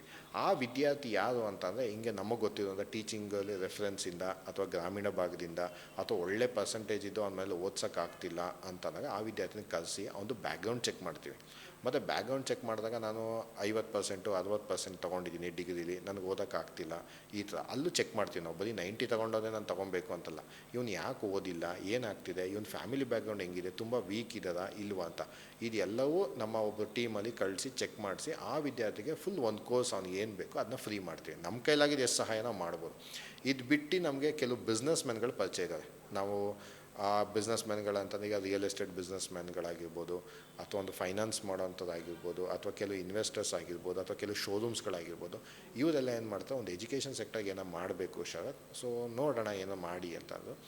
ಸರಿ ಸರ್ ನೀವೇನು ಮಾಡ್ತೀರಾ ಮಾಡಿ ಅಂತ. ಸೊ ಅವ್ರಿಗೆಲ್ಲ ಏನಂದರೆ, ಈಗ ನೀವು ಆಲ್ರೆಡಿ ಇನ್ವೆಸ್ಟ್ ಮಾಡೆಲ್ಲ ಮಾಡ್ತೀರಾ, ನಮ್ಮ ಕಡೆಯಿಂದ ಒಬ್ಬ ವಿದ್ಯಾರ್ಥಿಗೆ ಏನಾದರೂ ನಾನು ಇನ್ವೆಸ್ಟ್ ಮಾಡೋಕ್ಕೆ ರೆಡಿ ಇದ್ದೀನಿ, ಎಜುಕೇಷನ್ ಮೇಲೆ ನಾನು ಇನ್ವೆಸ್ಟ್ ಮಾಡೋಕ್ಕೆ ರೆಡಿ ಇದ್ದೀನಿ. ಸೊ ನಮಗೆ ಒಂದು 10-15 ಜನ ಬಿಸ್ನೆಸ್ ಮ್ಯಾನ್ಗಳು ಪರಿಚಯ ಇದ್ದಾರೆ. ಅವ್ರ ಹತ್ರ ನಾವೇನು ಮಾಡ್ತೀವಿ, ಒಂದು ಸ್ಟೂಡೆಂಟ್ ಏನಾರು ಬಂದು ಹಿಂಗೆ ಆಗಿಲ್ಲ ಅಂತಂದಾಗ, ಅಂದರೆ 10ಕ್ಕೆ ಒಂದು ಕೊಡ್ತೀವಿ ನಾವು. ಇದು ಮೇಲ್ ಬಂತು ಅಂದಾಗ ನಾವು ಬಿಸ್ನೆಸ್ ಮ್ಯಾನ್ನ ಕಾಂಟ್ಯಾಕ್ಟ್ ಮಾಡಿ, ಸರ್ ಹಿಂಗೆ ಬಂದಿದ್ದಾರೆ ಒಬ್ಬರು, ಸೊ ಅವ್ರಿಗೇನಾದರೂ ನೀವು ಫೀಸ್ ಇದು ಮಾಡೋಕ್ಕಾಗತ್ತಾ ಅಂತ. ಸೊ ಅವಾಗ ಆ ಬಿಸ್ನೆಸ್ ಮ್ಯಾನ್ಗೆ ಅವ್ರು ನೇಮ್ ಹೇಳೋಕ್ಕೆ ಇಷ್ಟಪಡಲ್ಲ, ಸೊ ಅವರು ನಮಗೆ ಆ ಫೀಸ್ನ ಕಟ್ಕೊಳ್ತಾರೆ. ಇದು ಮೇಲೆ ನಾವು ಇನ್ನೊಂದು ಏನು ಅಂತಂದರೆ, ಎಸ್ಪೆಷಲಿ ಆರ್ಮಿ ಪರ್ಸನ್ಸ್ಗೆ, ನಮ್ಮ ಇಂಡಿಯನ್ ಸೋಲ್ಜರ್ಸ್ಗಳು ಯಾವ ಫ್ಯಾಮಿಲಿ ಬ್ಯಾಕ್ಗ್ರೌಂಡ್ ಏನಿರ್ತದೆ ಕಂಪ್ಲೀಟಾಗಿ ಅವ್ರಿಗೆ ಒಂದು ಕೋರ್ಸು ಫ್ರೀ ಇರುತ್ತೆ. ಆರ್ಮಿ ಪರ್ಸನಿಂದ ಬಂತು ಅದು ಚೆಕ್ ಮಾಡ್ತೀವಿ ನಾವು, ಅದಕ್ಕೆ ಅಂತ ನಮ್ಮ ಟೀಮ್ ಇದ್ದಾರೆ. ಅವ್ರು ಆರ್ಮಿ ಫ್ಯಾಮಿಲಿಯಿಂದ ಬಂತು ಅಂದರೆ ಕಂಪ್ಲೀಟಾಗಿ ಅವ್ರಿಗೆ ಒಂದು ಕೋರ್ಸ್, ಎನಿ ಕೋರ್ಸ್ ಅವ್ರು ತೊಗೊಬೋದು, ಅದು ಎಷ್ಟಾದ ಫೀಸ್ ಆಗಿರ್ಬೋದು. ಯಾಕಂದ್ರೆ ನಮ್ಮದಲ್ಲಿ 10,000ದಿಂದ 1.5 ಲಕ್ಷ ಗಂಟನೂ ಫೀಸ್ ಇದೆ. ಅವ್ರು ಎನಿ ಕೋರ್ಸ್ ತೊಗೋಬೋದು. ಆರ್ಮಿ ಫ್ಯಾಮಿಲಿಗೆ ಒಬ್ಬ ಸ್ಟೂಡೆಂಟ್ಗೆ 1 ಇಯರ್ಗೆ ಕಂಪ್ಲೀಟ್ ಫ್ರೀ ಇರುತ್ತೆ. ಸರ್, ಅದಲ್ಲದೆ ಸ್ಟೂಡೆಂಟದು ಪರ್ಸ್ನಾಲಿಟಿ ಡೆವಲಪ್ಮೆಂಟ್ ಅಂತ ಬಂದಾಗ ಯಾವ ಥರ ಅದಕ್ಕೆ ಒತ್ತು ನೀಡ್ತಾ ಇದ್ದೀರಾ? ಪರ್ಸ್ನಾಲಿಟಿ ಡೆವಲಪ್ಮೆಂಟ್ ಸ್ಟೂಡೆಂಟದು ಅಂತ ಬಂದಾಗ ಮೇಡಮ್, ಇಲ್ಲಿ ಪರ್ಸ್ನಾಲಿಟಿ ಡೆವಲಪ್ಮೆಂಟ್ ಅಂದರೆ ಏನಾಗುತ್ತೆ ಅಂದರೆ, ಒಬ್ಬ ವಿದ್ಯಾರ್ಥಿಗೆ ಕಮ್ಯುನಿಕೇಷನ್ ಸ್ಕಿಲ್ ತುಂಬ ಇಂಪಾರ್ಟೆಂಟು. ಈಗ ಅವನು ಒಂದು ಕೋರ್ಸ್ ತೊಗೊಂಡ, ಯಾವುದೋ ಡಿಜಿಟಲ್ ಮಾರ್ಕೆಟಿಂಗ್ ತೊಗೊಂಡ ಅಥವಾ AI ತೊಗೊಂಡ, ಸರಿ ಅವನ್ನ ಕಲ್ತ್ಬಿಟ್ಟು ಹೊಟ್ಟೋಗ್ಬಿಟ್ರೆ ಆಗ್ಬಿಡುತ್ತಾ? ಸೊ ಅದಕ್ಕೆ ನಾವೇನು ಮಾಡ್ತೀವಿ, ಅವ್ನಿಗೊಂದು ಪರ್ಸ್ನಾಲಿಟಿ ಡೆವಲಪ್ಮೆಂಟ್ ಅಂತ ಕ್ಲಾಸಸ್ ಇರುತ್ತೆ. ಅದಕ್ಕೆ ಅಂತ ನಮಗೆ ಆಲ್ರೆಡಿ ಎಕ್ಸಿಸ್ಟಿಂಗ್ ಸ್ಟಾಫ್ ಇರ್ತದೆ. ಸೊ ಅವ್ರಿಗೆ ನಾವೇನು ಮಾಡ್ತೀವಿ, ಈ ಸ್ಟೂಡೆಂಟ್ ಅವ್ನು ಟ್ರೈನ್ ಮಾಡೋಕ್ಕಿಂತ ಮುಂಚೆ ಮಧ್ಯ ಈಗ 2 ಅವರ್ಸ್ ಕ್ಲಾಸಸ್ ತೊಗೊಂಡ್ರೆ 1 ಅವರ್ ಅವನು ಪರ್ಸ್ನಾಲಿಟಿ ಡೆವಲಪ್ಮೆಂಟ್ ಕ್ಲಾಸಸ್ ಅಂತ ಅಟೆಂಡ್ ಮಾಡ್ತಾನೆ. ಇಲ್ಲಿ ಅವನಿಗೆ ಪರ್ಸ್ನಾಲಿಟಿ ಡೆವಲಪ್ಮೆಂಟಲ್ಲಿ ಕಮ್ಯುನಿಕೇಷನ್ ಆಗಿರ್ಬೋದು, ಮತ್ತು ಅವನು ಹೇರ್ ಸ್ಟೈಲಿಂದ ಹಿಡಿದು ಕಾಲಿಗೆ ಸ್ಲಿಪ್ಪರ್ ಗಂಟನು ಶೂ ಗಂಟನು ಯಾವ ಥರ ಬಿಹೇವ್ ಮಾಡಬೇಕು, ಒಂದು ಸಿಟ್ಟಿಂಗ್ ಸ್ಟೈಲಲ್ಲಿ ಯಾವ ಥರ ಇರಬೇಕು, ಒಂದು ಎಲ್ಡರ್ಸ್ ಹತ್ರ ಅಥವಾ ಹೈಯರ್ ಅಥಾರಿಟಿ ಅಥವಾ ಒಂದು ಹೈರಾರ್ಕಿ ಯಾವ ಥರ ಫಾಲೋ ಮಾಡಬೇಕು. ಸೊ ಇದೆಲ್ಲವನ್ನು ನಾವು ಪರ್ಸ್ನಾಲಿಟಿ ಡೆವಲಪ್ಮೆಂಟ್ ಅಂತ ಮಾಡ್ಕೊತೀವಿ. ಯಾಕಂದರೆ ಕೆಲವು ಏನು ಮಾಡ್ತಾರೆ, ಪರ್ಸ್ನಾಲಿಟಿ ಡೆವಲಪ್ಮೆಂಟ್ ಅಂದರೆ ನಮ್ಮ ಬರೀ ಫಾರ್ಮಲ್ಸ್ ಹಾಕೊಂಡು ಹೋಗ್ಬೇಕು, ಸುಮ್ಮನೆ ಕೂತ್ಕೋಬೇಕು ಅಂತ. ಸೊ ನಮ್ಮ ದೇಶದಲ್ಲಿ ಇರೋವಂಥದ್ದು 90% ಯೂತ್ಸ್ಗೆ ಒಂದು ಬೇಸಿಕ್ ಡಿಸಿಪ್ಲಿನ್ ಇಲ್ಲ. ಸೊ ಆ ಬೇಸಿಕ್ ಡಿಸಿಪ್ಲಿನ್ ಇರಬೇಕು ಅಂತ ಅಂದ್ಬಿಟ್ಟು ನಾವು ಈ ಪರ್ಸ್ನಾಲಿಟಿ ಡೆವಲಪ್ಮೆಂಟ್ನ ಮಾಡ್ತೀವಿ. ಅದು ನಮ್ಮ ಕೋರ್ಸಲ್ಲ, ಎಲ್ಲ ಕೋರ್ಸಲ್ಲೂ ನಮಗೆ ಪರ್ಸ್ನಾಲಿಟಿ ಡೆವಲಪ್ಮೆಂಟ್ ಇನ್ಕ್ಲೂಡ್ ಆಗಿರುತ್ತೆ. ಹೌದು, ನೀವು ಹೇಳ್ದಂಗೆ ಬಹುತೇಕರು ಚೆನ್ನಾಗಿ ಓದಿರ್ತಾರೆ, 90%ವರೆಗೂ ಮಾರ್ಕ್ಸ್ ತೊಗೊಂಡಿರ್ತಾರೆ, ಬಟ್ ಹೇಗೆ ಮಾತಾಡಬೇಕು, ಕಾನ್ಫಿಡೆಂಟಾಗಿ ಮಾತಾಡಬೇಕು ಅನ್ನೋ ಪರ್ಸ್ನಾಲಿಟಿ ಡೆವಲಪ್ಮೆಂಟ್ ಖಂಡಿತವಾಗ್ಲೂ ಬೆಳೆದೇ ಇರಲ್ಲ, ನೀವು ಹೇಳ್ದಂಗೆ. ಹೌದು. ಜೊತೆಗೆ ವಿದ್ಯಾರ್ಥಿಗಳಿಗೆ ಗೆಷ್ಟೊಂದು ಅಂತ ಹೇಳಿದ್ರೆ, ಒಂದು ಫ್ಲೆಕ್ಸಲ್ಲಿ ಅಥವಾ ಬ್ಯಾನರ್ಗಳಲ್ಲಿ ಸಕ್ಸಸ್ ರೇಟನ್ನು ಮೆನ್ಷನ್ ಮಾಡ್ಕೊಂಡಿರ್ತಾರೆ. ಸೊ ನಿಮ್ಮಲ್ಲಿ ಕಾಂಪಿಟೆನ್ಸ್ ಅಕಾಡೆಮಿಯಲ್ಲಿ ಆ್ಯಕ್ಚುಲ್ ಸಕ್ಸಸ್ ರೇಟ್ ಏನೇನಿದೆ, ಎಷ್ಟು ಜನ ವಿದ್ಯಾರ್ಥಿಗಳು ಎಷ್ಟೆಷ್ಟು ದೊಡ್ಡ ವೇದಿಕೆಗಳನ್ನ ಹತ್ತಿದ್ದಾರೆ, ಏನೇನು ಮಾಡ್ಕೊಂಡಿದ್ದಾರೆ, ಒಂದಷ್ಟು ಆ ಥರ ಸಕ್ಸಸ್ ಬಗ್ಗೆ ಏನಾದರೂ ಹೇಳೋಕ್ಕಾಗುತ್ತೆ? ಮೇಡಮ್, ನಮ್ಮದು ನಾವು ಸ್ಟಾರ್ಟ್ ಮಾಡಿ ಈಗ ಒಂದು 5 to 6 months ಆಗಿದೆ ಕುವೆಂಪು ನಗರದಲ್ಲಿ. ಅದಕ್ಕಿಂತ ಮುಂಚೆ ನಾವೇನು ಮಾಡ್ತೀವಿ, ನಂದೇ ನೇಮಲ್ಲಿ ಅಕಾಡೆಮೀಸ್ಗಳನ್ನ ಸ್ಟಾರ್ಟ್ ಮಾಡ್ತಿದ್ದೋ. ಆವಾಗ ನಾವು ಟ್ಯೂಷನ್ಸ್ಗಳನ್ನ ಮಾಡ್ತಾಯಿದ್ದೋ. ಏನು second PUC tuitions, first PUC tuitions, degree tuitions, masters, ಇದೆಲ್ಲ ನಮಗೆ ಆಲ್ಮೋಸ್ಟ್ 100% ರಿಸಲ್ಟೇ ಇದೆ. ಕೆಲವು ಇಯರ್ಗಳಲ್ಲಿ ನಮಗೆ 95-96% ಇದೆ. ಯಾಕೆ ಅಂತಂದರೆ ವಿದ್ಯಾರ್ಥಿಗಳು ಇರ್ರೆಗ್ಯುಲರ್ ಆಗಿರ್ತದೆ ಕ್ಲಾಸಸ್ಗಳಿಗೆ. ನಾವು ಪೇರೆಂಟ್ಸ್ಗೂ ಇನ್ಫಾರ್ಮ್ ಮಾಡಿರ್ತೀವಿ, ಯಾಕಂದರೆ ಇಲ್ಲಿ ಪೇರೆಂಟಿಂಗ್ದು ಒಂದು ಪ್ರಾಬ್ಲಮ್ ಇರ್ತವೆ. ಈಗ ಕೆಲವು ಭಾಗದಲ್ಲಿ ನಾವು ನೋಡಿದಾಗ ಪೇರೆಂಟ್ಸ್ ಕರೆಕ್ಟಾಗಿ ಕ್ಲಾಸ್ ಕಳಿಸಲ್ಲ, ಫಂಕ್ಷನ್ ಅಂತ ಕರ್ಕೊಂಡು ಹೋಗ್ಬಿಡ್ತಾರೆ. ಆವಾಗ ನಮಗೆ ರಿಸಲ್ಟ್ ರೇಟ್ ಕಮ್ಮಿ ಆಗುತ್ತೆ. ಅದು ಬಿಟ್ಟರೆ ನಮಗೆ ಆಲ್ಮೋಸ್ಟು 100% ರಿಸಲ್ಟ್ ಇದೆ. ಇನ್ನು ಪ್ಲೇಸ್ಮೆಂಟ್ ಅಂತ ಬಂದರೆ ಈಗ 6 months ನಾವು ಇಲ್ಲಿ ಬಂದಾಗಿಂದ 50+ ಸ್ಟೂಡೆಂಟ್ಸ್ನ ನಾವು ಪ್ಲೇಸ್ ಮಾಡಿಸಿದ್ದೀವಿ. ಇನ್ನೊಂದು ಏನು ಅಂದರೆ, ನಮ್ಮಲ್ಲಿರುವಂಥ ಏನು ಫ್ಯಾಕಲ್ಟೀಸ್ಗಳಿದ್ದಾರೆ ಇವರೆಲ್ಲ ಬೇರೆ ಬೇರೆ ಕಡೆ ಕೆಲಸ ಮಾಡಿರೋಂಥದ್ದು ನಾವು ಇದು ಮಾಡ್ಕೊಂಡಿರೋದು, ಅಪಾಯಿಂಟ್ ಮಾಡ್ಕೊಂಡಿರೋದು. ಸೊ ಇಲ್ಲೇನಾಗುತ್ತೆ, ನಾವು ಅವ್ರದ್ದು ಸಕ್ಸಸ್ ರೇಟ್ ಜಾಸ್ತಿ ಇದೆ. ಅದರಲ್ಲಿ ಕೆಲವರು ನಾನು ನೇಮ್ ಹೇಳೋಕ್ಕೆ ಇಷ್ಟಪಡ್ತೀನಿ. ಈಗ ನಮ್ಮ ಸೋನಿ ಪೋಮ ಅಂತ ಇದ್ದಾರೆ. ಸೊ ಅವ್ರೇನಾಗಿರ್ತಾರೆ, ಕೆಲವು ಕಾಲೇಜಲ್ಲಿ ಕೆಲಸ ಮಾಡ್ತಿರ್ತಾರೆ. ಈಗ ಕ್ರೈಸ್ಟ್ ಯೂನಿವರ್ಸಿಟಿಲಿ ಅವರು PhD ಮಾಡ್ತಿರ್ತಾರೆ. ಅವ್ರನ್ನ ನಾವು ಕಾಂಟ್ಯಾಕ್ಟ್ ಮಾಡಿದಾಗ, ಮೇಡಮ್ ಈ ಥರ ಇದೆ ಅಂತ ಅಂದ್ಬಿಟ್ಟು ಅವ್ರನ್ನ ನಾವು ಯಾವುದೇ ಕಾಲೇಜ್ಗೆ ಒಂದು ಇನ್ಫಾರ್ಮೇಷನ್ಗಾಗಿರ್ಬೋದು ಅಥವಾ ಒಂದು ಕ್ಲಾಸಸ್ಗಾಗಿರ್ಬೋದು, ಅದು ನಮಗೆ 100% ರಿಸಲ್ಟ್ ಕೊಟ್ಟಿದೆ. ಮತ್ತು ನಮ್ಮ VSK ಸರ್ ಅಂತ ಹೇಳ್ತೀವಿ, ವಿ ಶಂಕರ್ ಕುಮಾರ್ ಅಂತ ಹೇಳ್ತೀವಿ. ಸೊ ಅವರು ನನ್ನ ಗುರುಗಳೇ. ಸೊ ನಾನು ಅವ್ರನ್ನ ಯಾವತ್ತೂ ಹೇಳಿದ್ನಲ್ಲ, ನಾನು ಸ್ಟಾಫ್ ಅಂತಲೇ ಹೇಳೋಕ್ಕೆ ಇಷ್ಟಪಡಲ್ಲ. ಹೌದು, ಯಾವುದೇ ಒಂದು ಅಕಾಡೆಮಿಗಾಗಲಿ ಅಲ್ಲಿನ ಬೋಧಕ ಅಥವಾ ಸಿಬ್ಬಂದಿಗಳೇ ಜೀವಾಳ. ಸೊ ಹಾಗಾಗಿ ನಿಮ್ಮ ಸಿಬ್ಬಂದಿಗಳ ವಿಶೇಷತೆ ಹೇಳೋದಾದರೆ ನೀವು ಏನು ಹೇಳ್ಬೋದು? ಅದೇ V S K sir, Shankar sir, ಅದು 35 ವರ್ಷ ಎಕ್ಸ್ಪೀರಿಯನ್ಸ್ ಇದೆ. ಅದು ಇವತ್ತಿಗೂ 100% ರಿಸಲ್ಟೇ ಕೊಟ್ಟಿರೋದು. ಮತ್ತು ಇನ್ನು ನಮ್ಮ ಕಂಪ್ಯೂಟರ್ ಸೈನ್ಸ್ ಅಂತ ಬಂದಾಗ ಮಾನಸ ಮ್ಯಾಮ್ ಅಂತ ಇದೆ, ಮೇಡಮ್ ಹಿಂಗೆ ಮಾಡ್ತಾ ಇದೀವಿ ನಾವು ಬನ್ನಿ ಅಂತ, ಅದೆಲ್ಲ 100% ಕಾಲೇಜ್ಗಳಲ್ಲೆಲ್ಲ 100% ರಿಸಲ್ಟು. ಇವನ್ನೆಲ್ಲ ತೊಗೊಂಡು ನಾವು ಈ ಸತಿ 100% ಸೊ ರಿಸಲ್ಟ್. ನಿಮ್ಮ ಫ್ಯಾಕಲ್ಟಿಗಳು ಆಲ್ರೆಡಿ ಬೇರೆ ಬೇರೆ ಸಂಸ್ಥೆಗಳಲ್ಲಿ ಎಕ್ಸ್ಪರ್ಟೀಸ್ ಆಗಿ ಬಂದಿರುವಂಥವ್ರು ಇಲ್ಲಿದ್ದಾರೆ. ಹೌದೌದು ಮ್ಯಾಮ್. ಅಲ್ಲಿ ಎಕ್ಸ್ಪರ್ಟೀಸ್ನ ಸೆಲೆಕ್ಟ್ ಮಾಡಬೇಕಾದ್ರೆ ನಿಮಗೆ ನಾನು ಹೇಳಿದೆ, ಎಕ್ಸ್ಪರ್ಟೀಸ್ ಯಾಕೆ ನಾನು ತಗೊಂಡೆ ಅವ್ರನ್ನ ಬೇಕು ಅನ್ನೋದು ಬರೀ ರಿಸಲ್ಟ್ ಒಂದೇ ಅಂತಲ್ಲ, ಅವ್ರ ಸಬ್ಜೆಕ್ಟಲ್ಲಿ ಎಕ್ಸ್ಪರ್ಟ್ ಇದ್ದಾಗ ನನಗೆ 100% ರಿಸಲ್ಟ್ ಕೊಡ್ತಾರೆ. ಮತ್ತು ಅಲ್ಲಿ ಕಾಲೇಜ್ಗಳಲ್ಲಿ ಏನಾಗುತ್ತೆ, ಸ್ವಲ್ಪ ನಾನು ತೊಗೊಂಡಿರೋಂಥ ಈಗ ಟೀಚರ್ಸ್ಗಳು ಸ್ವಲ್ಪ ಕನ್ಫ್ಯೂಷನಲ್ಲಿದ್ದಾರೆ. ಯಾಕೆ ಈ ಕನ್ಫ್ಯೂಷನ್ ಅಂತಂದರೆ, ಈ ಕಡೆ ನಾನು ಟೀಚಿಂಗ್ ಮಾಡಬೇಕಾ ಅಥವಾ ಆಫೀಸ್ ಕೆಲಸ ಮಾಡಬೇಕಾ ಅನ್ನೋದು ಕನ್ಫ್ಯೂಷನು.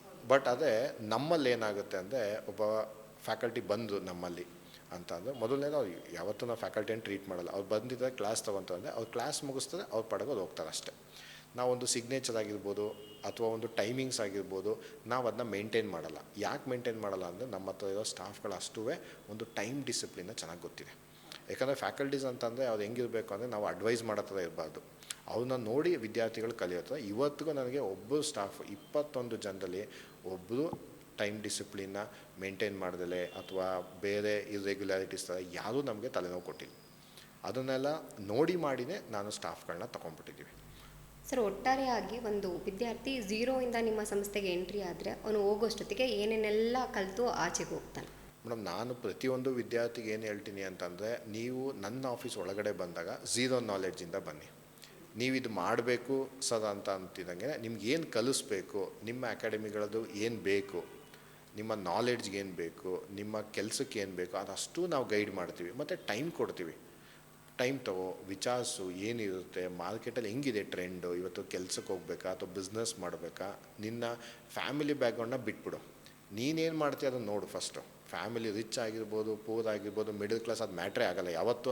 ಅದು ಒಬ್ಬ ವಿದ್ಯಾರ್ಥಿ ಮೇಲೆ ಅದು ಯಾವತ್ತೂ ಪರಿಣಾಮ ಬೀಳಲ್ಲ. ಅವ್ನಿಗೆ ಎಜುಕೇಷನ್ ಕೊಡಿಸಿರ್ತದೆ, ಕೊಡಿಸಿಲ್ಲ ಅಂದು ಗೌರ್ಮೆಂಟ್ ಸ್ಕೂಲ್ಸ್ ಕಾಲೇಜಸ್ಗಿದೆ, ಗೌರ್ಮೆಂಟ್ ಎಜುಕೇಷನ್ ಕೊಡುತ್ತೆ, ಎಲ್ಲವೂ ಇದೆ. ಅಥವಾ ನೀನು ಪ್ರೈವೇಟ್ಗೆ ಹೋಗ್ತೀಯಾ, ಪ್ರೈವೇಟಲ್ಲೂ ಎಜುಕೇಷನ್ ಕೊಡುತ್ತೆ, ಎಲ್ಲವೂ ಇರುತ್ತೆ. ಬಟ್ ಅದು ಮುಂದೆ ನೀವೇನು ಮಾಡ್ತೀಯಾ ಅನ್ನೋದ್ರ ಬಗ್ಗೆ ನಾವು ಗೈಡ್ ಮಾಡ್ತೀವಿ. ಸರ್, ಒಟ್ಟಾರೆ ಫೈನಲ್ಗೆ ಕೊನೆ ಪ್ರಶ್ನೆ ಇದು ನಿಮಗೆ. ಈಗ ಎಷ್ಟೊಂದು ಅಕಾಡೆಮಿಗಳಿದ್ದಾವೆ, ಆ ಎಲ್ಲ ವಿದ್ಯಾರ್ಥಿಗಳನ್ನ ಒಂದು ಕಡೆ ಹಾಕಿದ್ರೆ ನಿಮ್ಮ ಕಾಂಪಿಟೆನ್ಸ್ ಅಕಾಡೆಮಿಯಿಂದ ಹೊರಗಡೆ ಹೋಗುವಂಥ ವಿದ್ಯಾರ್ಥಿಗಳು ಹೇಗೆ ವಿಭಿನ್ನವಾಗಿ ಕಾಣಿಸ್ತಾನೆ?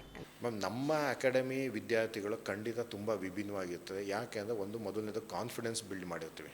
ಅದು ಕಾನ್ಫಿಡೆನ್ಸ್ ಹೆಂಗೆ ಅಂತ, ನಾನೊಂದು ಮುಂದೆ ಒಬ್ಬರ ಹತ್ರ ನಿಂತ್ಕೊಳ್ಳೋದಾಗಿರ್ಬೋದು, ಅಥವಾ ಅವನು ಕಮ್ಯುನಿಕೇಷನ್ ಆಗಿರ್ಬೋದು, ಅಥವಾ ಒಂದು ಲೀಡರ್ಶಿಪ್ ಕ್ವಾಲಿಟಿ ಆಗಿರ್ಬೋದು, ಸ್ಕಿಲ್ ಓರಿಯೆಂಟೆಡ್ ಆಗಿರ್ಬೋದು, ಎಲ್ಲವೂ ನಾವು ಹೇಳ್ಕೊಡೋದ್ರಿಂದ ಬೇರೆಯವ್ರಿಗಿಂತ ವಿಭಿನ್ನ. ಆ ವಿಭಿನ್ನವಾಗಿ ಬಿಸ್ನೆಸ್ ಒಂದು ಎಕ್ಸಾಂಪಲ್ ತೊಗೊಳ್ಳೋದಾದರೆ, ಈಗ ಒಂದೇ ಮರದ 2 ತೆಂಗಿನಕಾಯಿನ ತೊಗೊಂಬರ್ತೀವಿ. ಒಂದೇ ಮರದ 2 ತೆಂಗಿನಕಾಯಿ ತೊಗೊಬಂದಾಗ ಸೇಲ್ ಮಾಡೋಕ್ಕೆ ಅಂತ ಕೊಟ್ಟಾಗ, ಈಗ ಬೇರೆ ವಿದ್ಯಾರ್ಥಿ ಅಥವಾ ನಮ್ಮ ವಿದ್ಯಾರ್ಥಿ, ಬೇರೆ ವಿದ್ಯಾರ್ಥಿ ಏನು ಮಾಡ್ತಾನೆ, 20 ರೂಪಾಯಿಗೆ ತೆಂಗಿನಕಾಯಿ ತೊಗೊಂಬಂದಿರ್ತಾನೆ, ಅದನ್ನ ಮಾರ್ಕೆಟಲ್ಲಿ ಹಂಗೆ 20 ರೂಪಾಯಿಗೆ ಸೇಲ್ ಮಾಡ್ತಾನೆ. ನಮ್ಮ ವಿದ್ಯಾರ್ಥಿ ಏನು ಮಾಡ್ತಾನೆ, ಅದೇ 20 ರೂಪಾಯಿಗೆ ತೆಂಗಿನಕಾಯಿ ತೊಗೊಂಬಂದು ಆ ತೆಂಗಿನಕಾಯಿಗೆ ಒಂದು ಕವರ್ ಹಾಕ್ತಾನೆ, ಒಂದು ಬಾಕ್ಸ್ ಮಾಡ್ತಾನೆ. ಸೊ ಇದಕ್ಕೂ ಅವನು ಸೇಲ್ ಮಾಡ್ತಾನೆ ಮತ್ತು ಇವನು ಸೇಲ್ ಮಾಡ್ತಾನೆ. ಇಬ್ಬರು 20 ರೂಪಾಯಿಗೆ ತಂದಿದ್ದು ತೆಂಗಿನಕಾಯಿನ, ಬಟ್ ಇವನು 40 ರೂಪಾಯಿಗೆ ಸೇಲ್ ಮಾಡ್ದ, ನಮ್ಮನ್ನು 50 ರೂಪಾಯಿಗೆ ಸೇಲ್ ಮಾಡ್ದ. ಯಾಕೆ ಅಂದರೆ, 40 ರೂಪಾಯಿ ಕೊಡೋದು, ಬಾಕ್ಸ್ ಎಲ್ಲ ಇದೆಯಲ್ಲ, ಏನಿದು ಸ್ವಲ್ಪ ಡಿಫ್ರೆಂಟ್ ಆಗಿರ್ಬೋದಲ್ವಾ ಅಂತ ನೋಡ್ತದೆ. 10 ರೂಪಾಯಿ ಜಾಸ್ತಿ ಅಲ್ಲ, ನಾನು ಇದೇ ತೊಗೊತೀನಿ 50 ರೂಪಾಯಿಗೆ ಅಂತ. ಈ ಯೂನಿಕ್ನೆಸ್ನ ನಾವು ಕಲಿಸ್ತೀವಿ. ಸರ್, ನಿಮ್ಮ ಕಾಂಪಿಟೆನ್ಸ್ ಅಕಾಡೆಮಿಗೆ ಕಾಂಪಿಟೆನ್ಸ್ ಅಕಾಡೆಮಿ ಅಂತಲೇ ಯಾಕೆ ಹೆಸರನ್ನು ಇಟ್ಟಿದ್ದು? ಮೇಡಮ್, ನಮ್ಮಲ್ಲಿ ಮೊದಲನೇದು, ನಾನು ಮುಂಚೆ 2016ರಲ್ಲಿ ಸ್ಟಾರ್ಟ್ ಮಾಡಬೇಕಾದ್ರೆ ನನ್ನ ಹೆಸರಲ್ಲೇ ಸ್ಟಾರ್ಟ್ ಮಾಡ್ತಿದ್ದೆ. ನನ್ನ ಹೆಸರಲ್ಲಿ ಯಾಕೆ ಸ್ಟಾರ್ಟ್ ಮಾಡ್ತಿದ್ದೆ, ಅವಾಗ ತುಂಬ ಟ್ಯೂಷನ್ಸ್ಗಳಿತ್ತು. ಆವಾಗ ನೋಡಿದೆ ಏನು ಹೆಸರು ಇಡಬೇಕು ಅಂತ. ಫಸ್ಟು ದೇವ್ರ ಹೆಸರು ಇಡೋಣ ಅಂತಂದೆ. ಸೊ ದೇವ್ರ ಹೆಸರು ಆಡದೆ, ನಾನು ಒಂದು ಜಾತಿಗೆ ಮಾತ್ರ ಅಥವಾ ಒಂದು ಧರ್ಮಕ್ಕೆ ಮಾತ್ರ ಮಾಡ್ತೀನಿ ಶಿಕ್ಷಣ. ಸೊ ಶಿಕ್ಷಣ ಯಾವತ್ತೂ ನನ್ನ ತಾಯಿ ಏನು ಹೇಳ್ತಿದ್ದು, ಒಂದೇ ಧರ್ಮಕ್ಕೆ ಸೀಮಿತವಾದಲ್ಲ, ಒಂದು ಬೇರೆ ನೇಮ್ ಇಟ್ಬಿಡು ಅಂತ ಅಂದು. ಸರಿ, ನಾನೇನು ಮಾಡಿದೆ, ನಂದೇ ಹೆಸರು ಇಟ್ಬಿಡೋಣ ಅಂದ್ಬಿಟ್ಟು ಎಲ್ಲ ನಂದು ಬಂದು ಶರತ್ ಎಚ್ ವಿ ಅಂತ ಫುಲ್ ನೇಮು. ಅದನ್ನೇನು ಮಾಡಿದೆ, SHV ಅಂತ ಇಟ್ಟೆ ಸ್ಟಾರ್ಟಿಂಗು.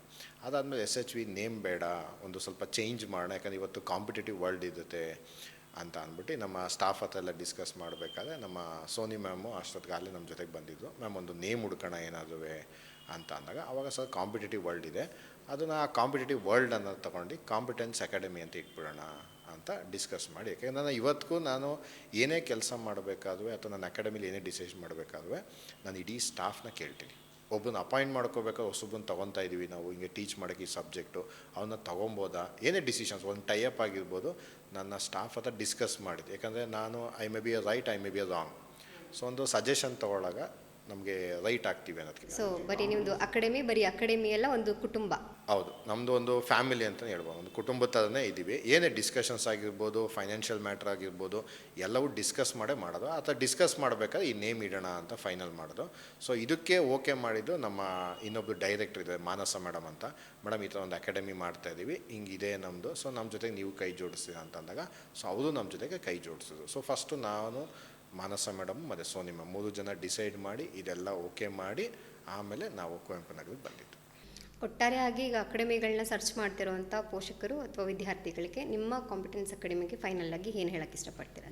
ನಾನು ಪ್ರತಿಯೊಂದು ಪೇರೆಂಟ್ಸ್ಗೆ ಏನು ಹೇಳೋಕ್ಕೆ ಇಷ್ಟಪಡ್ತೀನಿ ಅಂದರೆ, ನನ್ನದೇ ಅಕಾಡೆಮಿ ಅಂತಲ್ಲ, ನೀವು ಯಾವುದೇ ಅಕಾಡೆಮಿಗೆ ಹೋದು ಫಸ್ಟು ಅಲ್ಲಿ ಒಳಗಡೆ ಹೋಗಿ ಓನರ್ ಯಾರು ಅಂತ ತಿಳ್ಕೊಳ್ಳಿ, ಲೈಸೆನ್ಸ್ ಏನು, ಸೇಫ್ಟಿ ಸೆಕ್ಯೂರಿಟಿ ಇದೆಯಾ, ಅಥವಾ ಒಂದು CCTV ಇದೆಯಾ, ನಿಮ್ಮ ಮಕ್ಕಳಿಗೆ ಯಾರು ಹೇಳ್ಕೊಡ್ತಾ ಇದ್ದಾರೆ, ಅದು ಮುಂದೆ ಎಷ್ಟು ಬೆನಿಫಿಟ್ ಆಗುತ್ತೆ, ಇಷ್ಟನ್ನು ತಿಳ್ಕೊಂಡು ಟೈಮ್ ತೊಗೊಂಡು ಆಮೇಲೆ ಸೇರಿಸಿ. ಸುಮ್ಮನೆ ಸೇರ್ಸೋಕ್ಕೆ ಹೋಗಬೇಡಿ. ಮತ್ತು ಒಂದು ಸ್ಕೂಲ್ಸು ಕಾಲೇಜ್ ಥರ ಅಲ್ಲ ಅಕಾಡೆಮಿಗಳು, ಕಂಪ್ಲೀಟಾಗಿ ಅದು ಯುನೀಕ್ ಆಗಿರ್ತವೆ.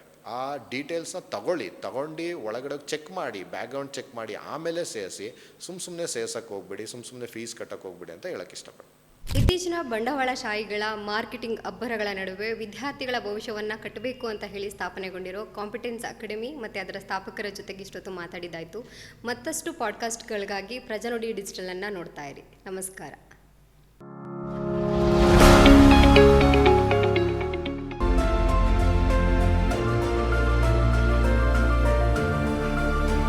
ನೈಜ ಸುದ್ದಿಗಾಗಿ ನೋಡ್ತಾ ಇರಿ ಕನ್ನಡಿಗರ ಪ್ರಜಾನುಡಿ ದಿನಪತ್ರಿಕೆ.